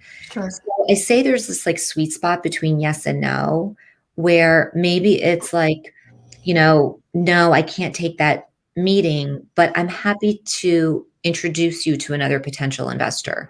Or no, I'm not able to attend the event, but I would love to promote it on social media.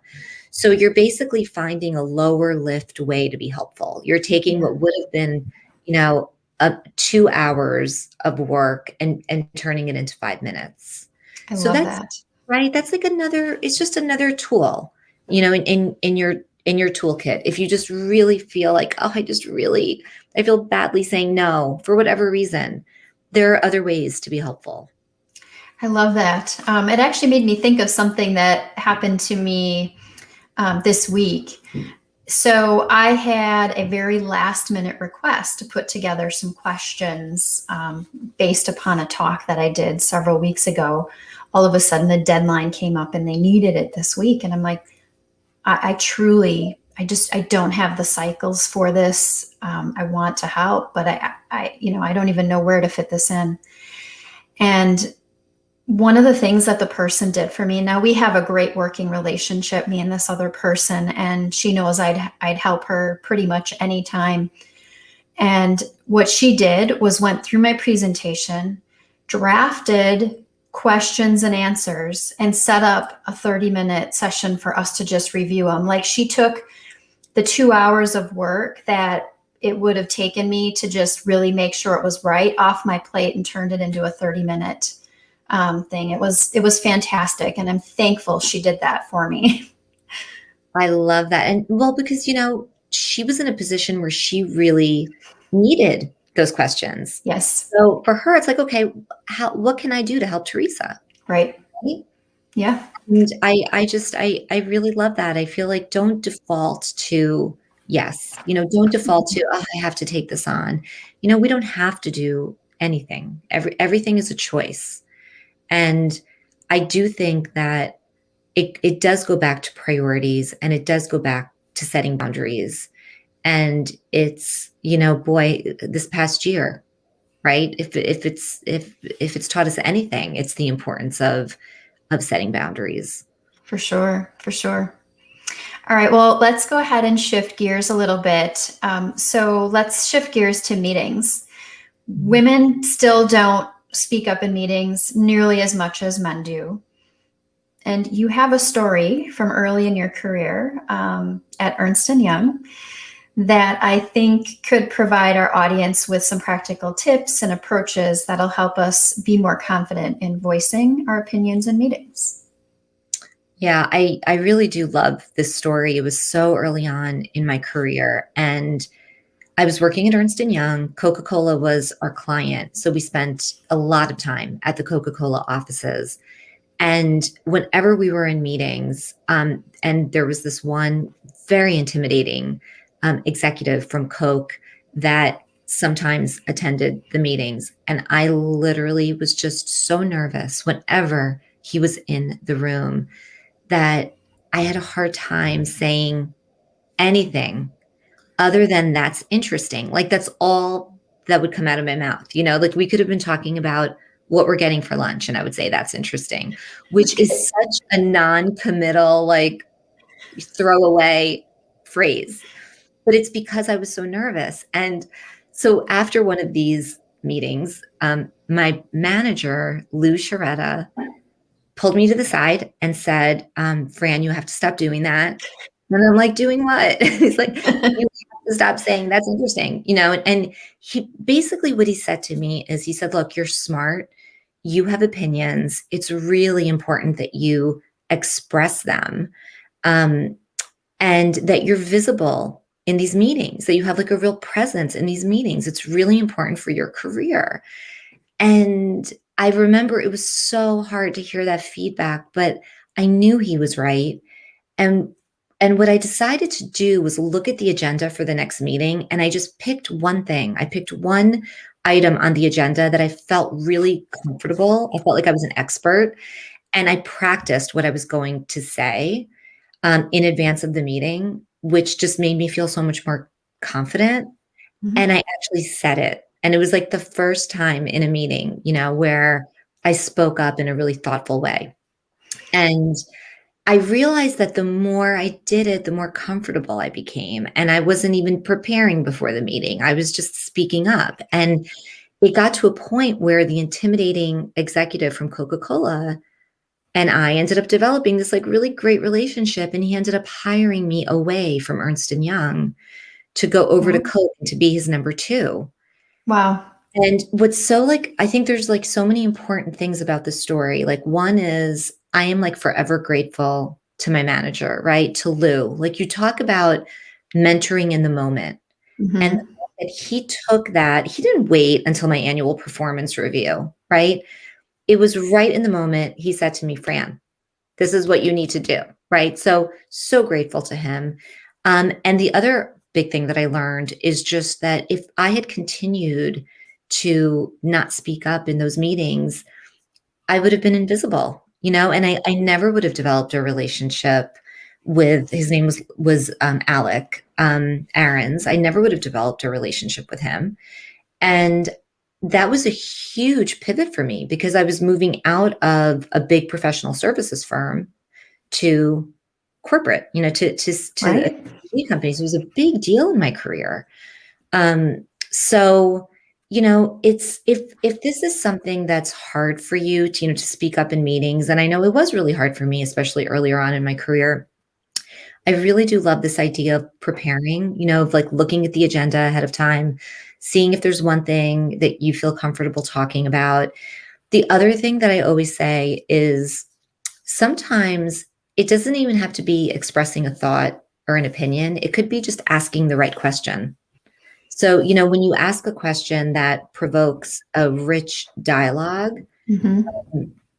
It's amazing. So like, even just before the meeting, write down a few questions. Or if you're in the moment and you're feeling like, I'm very confused by what everybody's saying, and we're going round and round and round, there are like some go-to questions that I have. Like let's take a step back. Like, how are we defining success here? Right.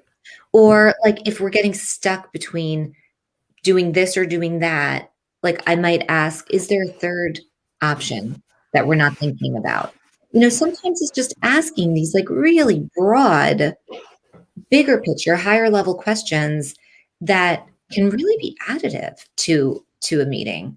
So that's another thing that I think is sort of just a good way to think about, like, how do I contribute? How do I contribute in the meeting? I really like that overall, the preparation piece, but also having those go-to questions I think they draw enough attention without being, like taking over the meeting, right? You're standing out. I really, really do like that. You're standing out and you're showing critical thinking, you're showing like, let's take a step back and really like think about this, because Theresa, I'm sure you've been in these meetings where it's like we're going nowhere. Yeah, you're spinning the wheels, circles, spinning, and Yeah. it's like, and then it's like distraction and tangents, and sometimes like being able to center and just like bring everybody back. There's so much value in that. Yeah, there's so much value in that. That's excellent advice. So by way of, you actually said that you received feedback, right? That helped you in your career, right? You moved on to Coca-Cola. So let's kind of flip that a little bit in terms of, reading the book. A valuable part for me was just reading some of your anecdotes around effectively providing feedback to employees. So you were the receiver, but we all have to give feedback as well. So can you share some of your strategies there? Yeah, and it's difficult, when you're sharing difficult news or tough feedback with an employee. Like, it never gets easy. I feel like I still like get the butterflies in my stomach whenever I need to do that. And one of the things that I found to be really helpful is the way that I start the conversation. Like, I really want to come across as someone who just genuinely cares about the person's career and really genuinely cares about them. So I wanted to feel like this feedback is coming from a place of kindness and a place of love and caring. And, even using words like, I'm your biggest fan. I want to see you be successful. I think you can have an incredible career here. Using words like those versus something like, look, we have some things we need to talk about, right? Like, the latter can be a little bit more threatening and then trigger fight, flight, or freeze, and you're not going to go anywhere. So it's harsh. It's harsh. Like, so starting the conversation in a really positive way, and really like emotionally connecting with the person, I think is so important. The other thing that I would say is that I really like to, going back to asking questions, I really like to ask the individual, like, what do you think could have been done differently in that situation? I don't say, what do you think you could have done differently? I say, what do you think could have been done differently? Again, it's broader. What I find is when I ask a question like that, then the person, like, they might talk about some team dynamics, they might talk about some external stuff that happened, but invariably they end up going back to like what their role was and what they could have done, right? And you're really like letting them into the conversation by asking a question like that. And I think it just makes the conversation so much more organic and natural and like, free flowing. So I really like to ask that kind of question. I also think it's important when you're giving feedback to be direct. Like, after you do all of that, you set it up with love and you ask some, some questions. I think being direct, I had a manager once who was so nice, and she was trying to give me feedback, but it was so wishy-washy. I had no idea what she wanted me to work on. Like, I remember leaving the meeting, like, I don't know what I'm supposed to do. So it is important, to be direct with the feedback.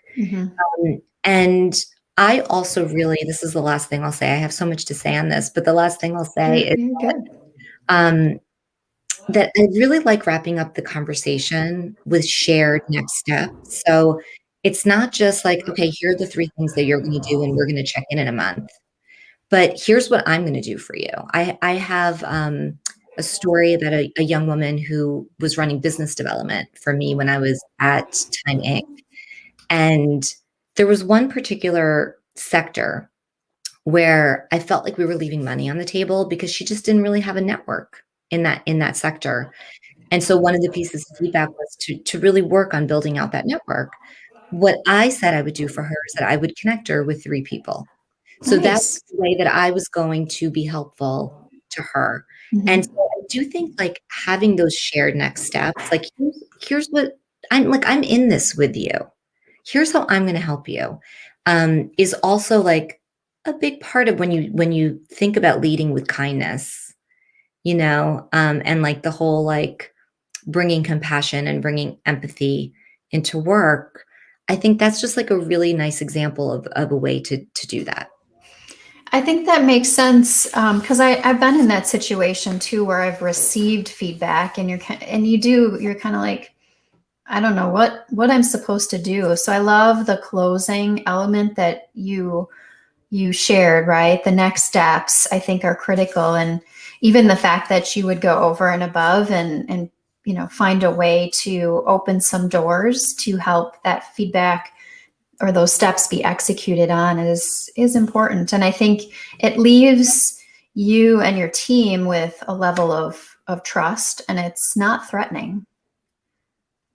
The threatening thing is really interesting because I did a lot of research on, how the brain works, and the amygdala, is the part of our brain that senses threat. It can be physical threat, it can be psychological threat, emotional threat. And when it senses threat, it triggers that fight, flight, or freeze. Mm-hmm. So the words that we use are really important because we may not think that we're coming across as threatening, but we are, and like the conversation will just end up shutting down. It's not going to be productive. So that's interesting because it ties back to how we opened this in terms of how important the words you choose. Actually, it really has spanned across just about everything we've talked about today in terms of the language and how we've answered things when people have asked them of us. So it shows you how important that can be to your entire career. Yeah. Well, because I always say, to be successful in business, in your career, like it's all about relationships. Mm-hmm. So if you think about the way that we develop relationships, right? Relationships are based on trust. And to get people to trust you, like language is a big part of that, right? Mm-hmm. So it all kind of goes back to that. Yeah. Well, I wanted to call it out because I do feel like as I've, at this point, I've read your book multiple times, but as I've looked at my career as well, that was the biggest area I know I needed to work on, and how it spans across everything. I just really want to make sure that people hear and take a look at that aspect of how they're handling things. So let's talk a little bit more now. We're going to shift gears to setting boundaries between work and personal life. This is tough, I think, even more so for us women. I think we have this tendency to probably want to do more at home than we should, and we want to do the same at work. So can you explain a framework that you use for prioritization, in terms of saying yes and no, but also take that a step further? Like, how do you protect that space? So for example, do you use a calendar to make sure that your personal and your work are separate, like you've blocked time for things? Does that make sense? Totally. Just because I can answer that really quickly, the calendar thing, I do have, I use Google Calendar, and I have I've work in one color and family in a different color, so that I can sort of like see both if I want to, or I can, uncheck one and just see the other. But I will say, Theresa, like for me, where there are times, over the course of my career where I've really struggled with boundaries. And I think one of those times was when I came back to work after my first maternity leave. And I was really struggling because I was feeling really vulnerable. I was president of digital at Time Inc. So I was in a big job. And I was feeling like I had to say yes to everything because I wanted to prove that, I could still do it all. Like, even though I have this baby now, but I can still do it all. And it was really problematic because what I found was happening was I was getting all the easy things to do on my to-do list done, but like the bigger, more strategic things were really slipping through the cracks at work. And I talked to a mentor who said to me, she said, look, Fran, you have to set boundaries if you want to realize your full potential. And those words, again, the importance of words, those words really resonated with me because prior to that, I always thought of boundaries being limiting. And when she said you have to set boundaries to realize your full potential, that had huge impact on me. And I realized that she was right. Mm-hmm. And so I created this little framework that is so simple, and I still use it. It's 10 years later and I'm still using it. And basically what I did was I just drew like a vertical line and a horizontal line. So there are 4 quadrants, and I call it my 4 square. And I identified the 4 areas of my life that were really the most important to me. And these are big areas. So like the first is me. So that's like all the self-care, family, career, and world. And by world, it's community service, it's nonprofit, all of that. And in each one of those areas, I decided that I was going to choose 2 or at the most 3 priorities that I felt were really significant and could really move the needle in a big way. And my goal was then, when I looked at those priorities on my 4 square, was that all of those things would take up about 70 to 80% of my time. You can't say 100% because there's always there's always other stuff we have to do. Right. So I'll give you an example, like for career. Okay. So at that time in my job, what I realized was that there were 2 really significant threats to our business. We were losing millennials, especially at People magazine. Our demographics were aging. So we were losing millennials. And because of social media, celebrities were breaking their own news. So we weren't breaking celebrity news. That's how we would sell magazines. Mm-hmm.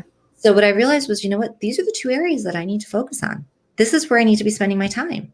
Mm-hmm. So I literally went through and I changed in a big way, like the way that I was working. So as an example, I realized I was spending so much time making internal documents look beautiful. The formatting, the blah, blah, blah. It doesn't matter, Or even like if I had a business idea, I would actually put a deck together to go talk to my boss about it. Instead of going and saying, I have an idea. Here's why I think it's awesome. What do you think? You think it's great? Okay, let's go now put a team together and really flesh this out, So I had to really change the way that I worked. I was doing one-on-one meetings with all of my direct reports. I had 10 direct reports. That's 10 hours a week. Right. So instead, I'm like, we're going to do one team meeting. And it's not that they could still get on my calendar one-on-one if there was a big obstacle or a big opportunity they wanted to talk to me about. But the idea of sitting there, going through their to-do lists, it just wasn't productive, right? So I had to really change the way that I worked. And then the discipline part of this 4 square is that every Friday I look at my calendar and my to-do list for the upcoming week. And I look for alignment with my 4 square.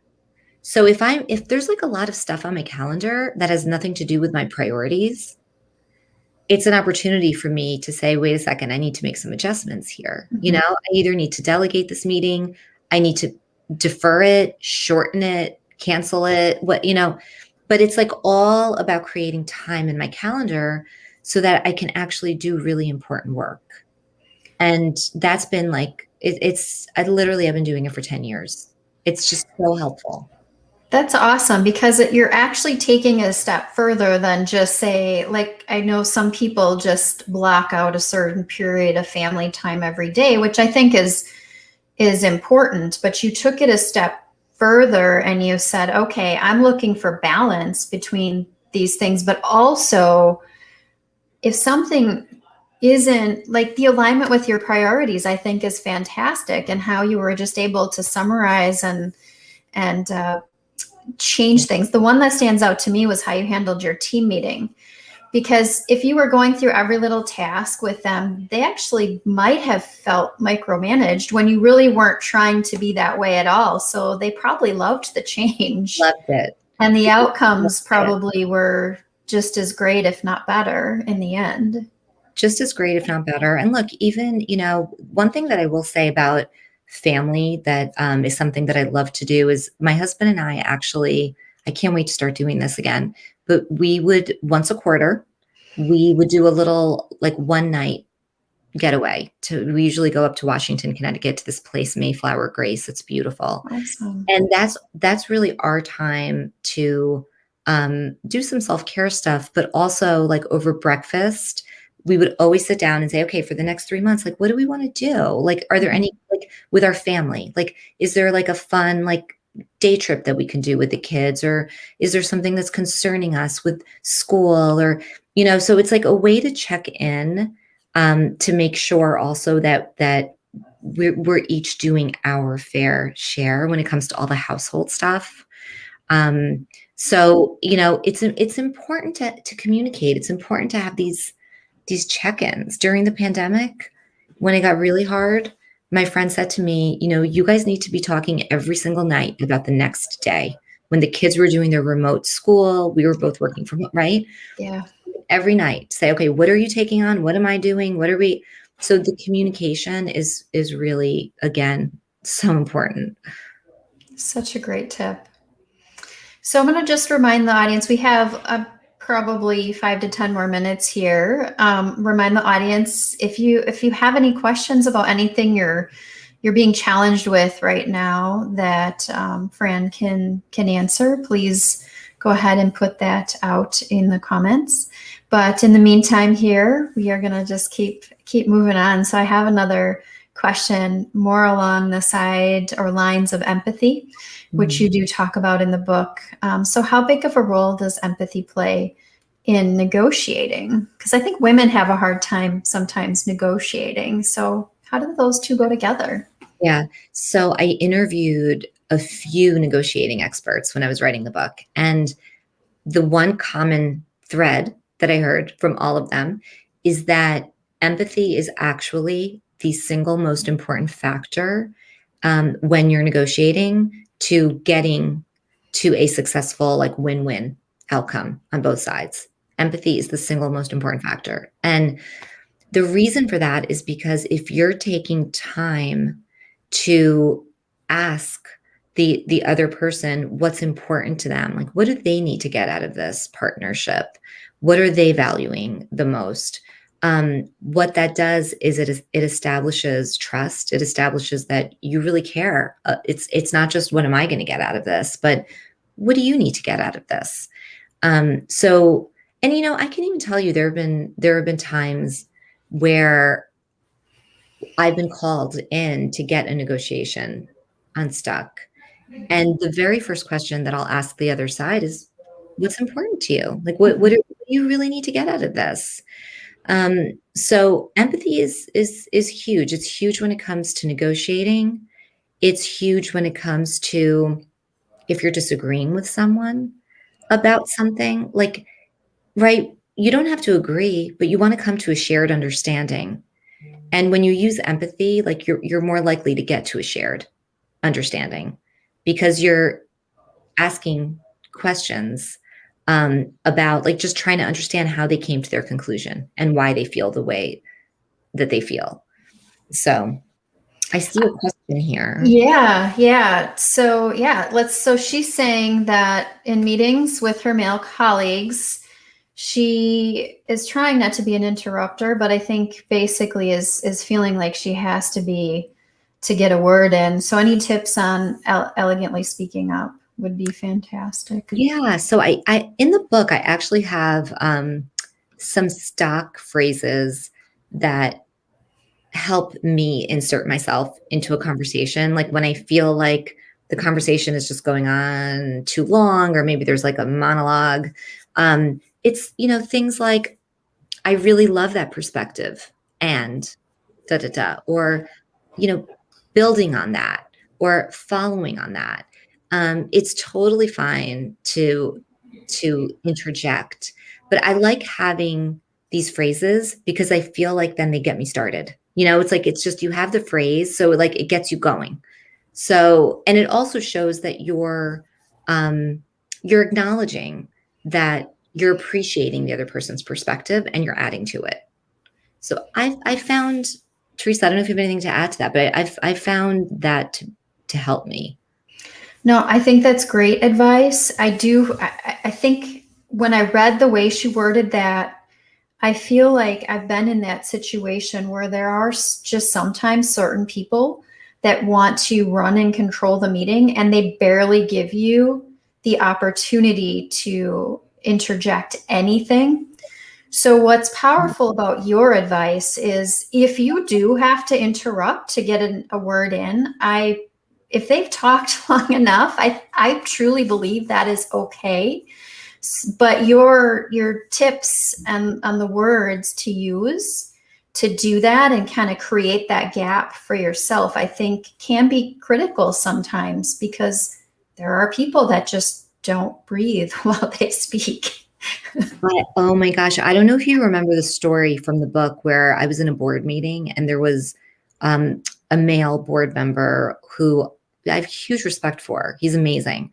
But he was in one of these monologues and I was trying to speak, but I couldn't get a word in edgewise. And in that situation, I stood.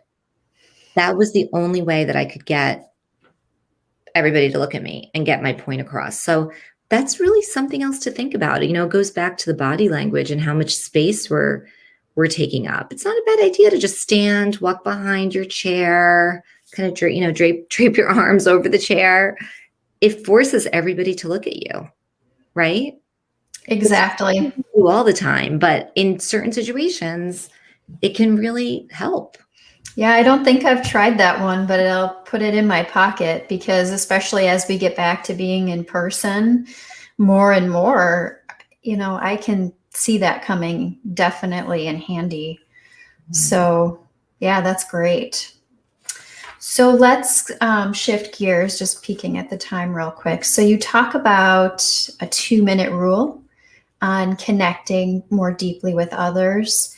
And I think one of the other themes we've had here today is everything is about a relationship. So I think that's where this ties in for you. But can you just share what it means? This was something that really struck me during the pandemic, especially when we were in lockdown, this 2-minute rule to connecting, because what I realized was that I was feeling so overwhelmed and so frenzied, just trying to kind of, stay on top of everything, the work and the family and the remote school and all of it. And what I found I was doing was I was going into these Zoom conversations or phone calls, that were scheduled for 30 minutes. And I was so focused on what I needed to get out of that conversation. I literally in my head was like, these are the 3 things I have to make sure before I get off. I need to make sure that I get these 3 things done. And I wasn't taking the time at the beginning of the conversation to truly connect with the other person. And I just wasn't feeling good when I was getting off of these calls. And so I had to kind of take a step back and remind myself the importance of like, look, when you're starting a conversation, if you take 2 minutes to just ask the person how they're doing, or maybe check in on a part of the project that they're struggling with. Maybe they mentioned something to you last time that there's this one part they're really having a hard. Ask them about that. So like just taking a couple of minutes to connect What I realized was that it made the 28 remaining minutes so much more productive, because like you're kind of both in just like a really nice frame of mind and more open, you know, like, but it was something I was like, why am I feeling so, I'm getting off of these calls. And you know what it was? They were feeling so transactional. I have that thinking back. That's how I was feeling too. And actually, I still see that in a lot of my remote calls. We're not taking time to almost like the casual chit chat. It is relationship building that you would do if you were in person, because you'd show up to a meeting early, or even if you weren't early, oftentimes that is how it would start. So yeah, it's very true. So it's something, as we continue to have, you know, more of these remote meetings, you know, just something to think about, because you're right. I didn't actually think about that part of it. When you're in person, it is more natural to do the chit chat in the beginning. Yeah. Well, let's take one more question here and then we'll wrap things up. So you have spoken in your book about the importance of creating a psychologically safe space. What does it mean to have psychological safety, and how do we create this for ourselves? Yeah. I really believe that this is one of the most important things that we can do as leaders and managers, is to create a space where people feel respected, you know, where they feel that if they speak up, even if somebody disagrees with them, that they're going to disagree in a respectful way, that they're not going to be rude, that they're not going to be dismissive. And Google actually did this study, I think it was in 2016, because they wanted to figure out like what made their the product teams that were the most effective, that created products with the highest ROI, like what were the common threads across those teams. And what they found was that it wasn't that they were the best technologists. It wasn't that they went to the best schools or that they were the smartest. It was that those teams had a psychologically safe environment where the team members really respected each other.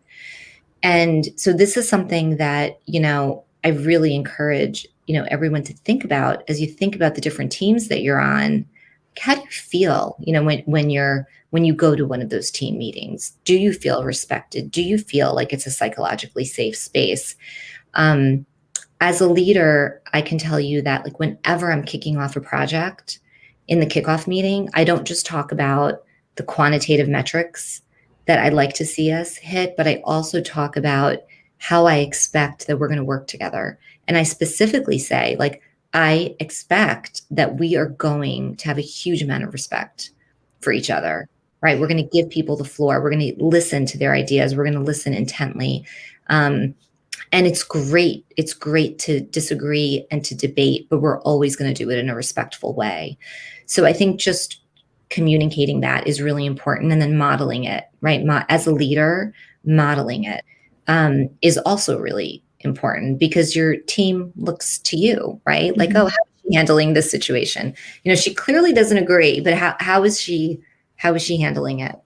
So psychological safety is just, you know, I really, really believe as leaders, it's one of the most important things that we can do for our teams. Yeah, and as I think about some of the work teams I've been on over the years too, I think the way you described how the teams work together, I almost wanted to say it's like it's okay to make mistakes, because you'll get the right feedback from each other and support each other in a way that creates a forward momentum and success. So that's what it felt like you were describing to me. And those are the teams that have felt the best that I've been a part of. Awesome. Well, I think at this point it's been an hour. It went so quickly. Fran, thank you so much for your book, for sharing your thoughts today. It's been wonderful. It's a pleasure. Thank you so much. Thanks for having me, Theresa and Stephanie. Thank you.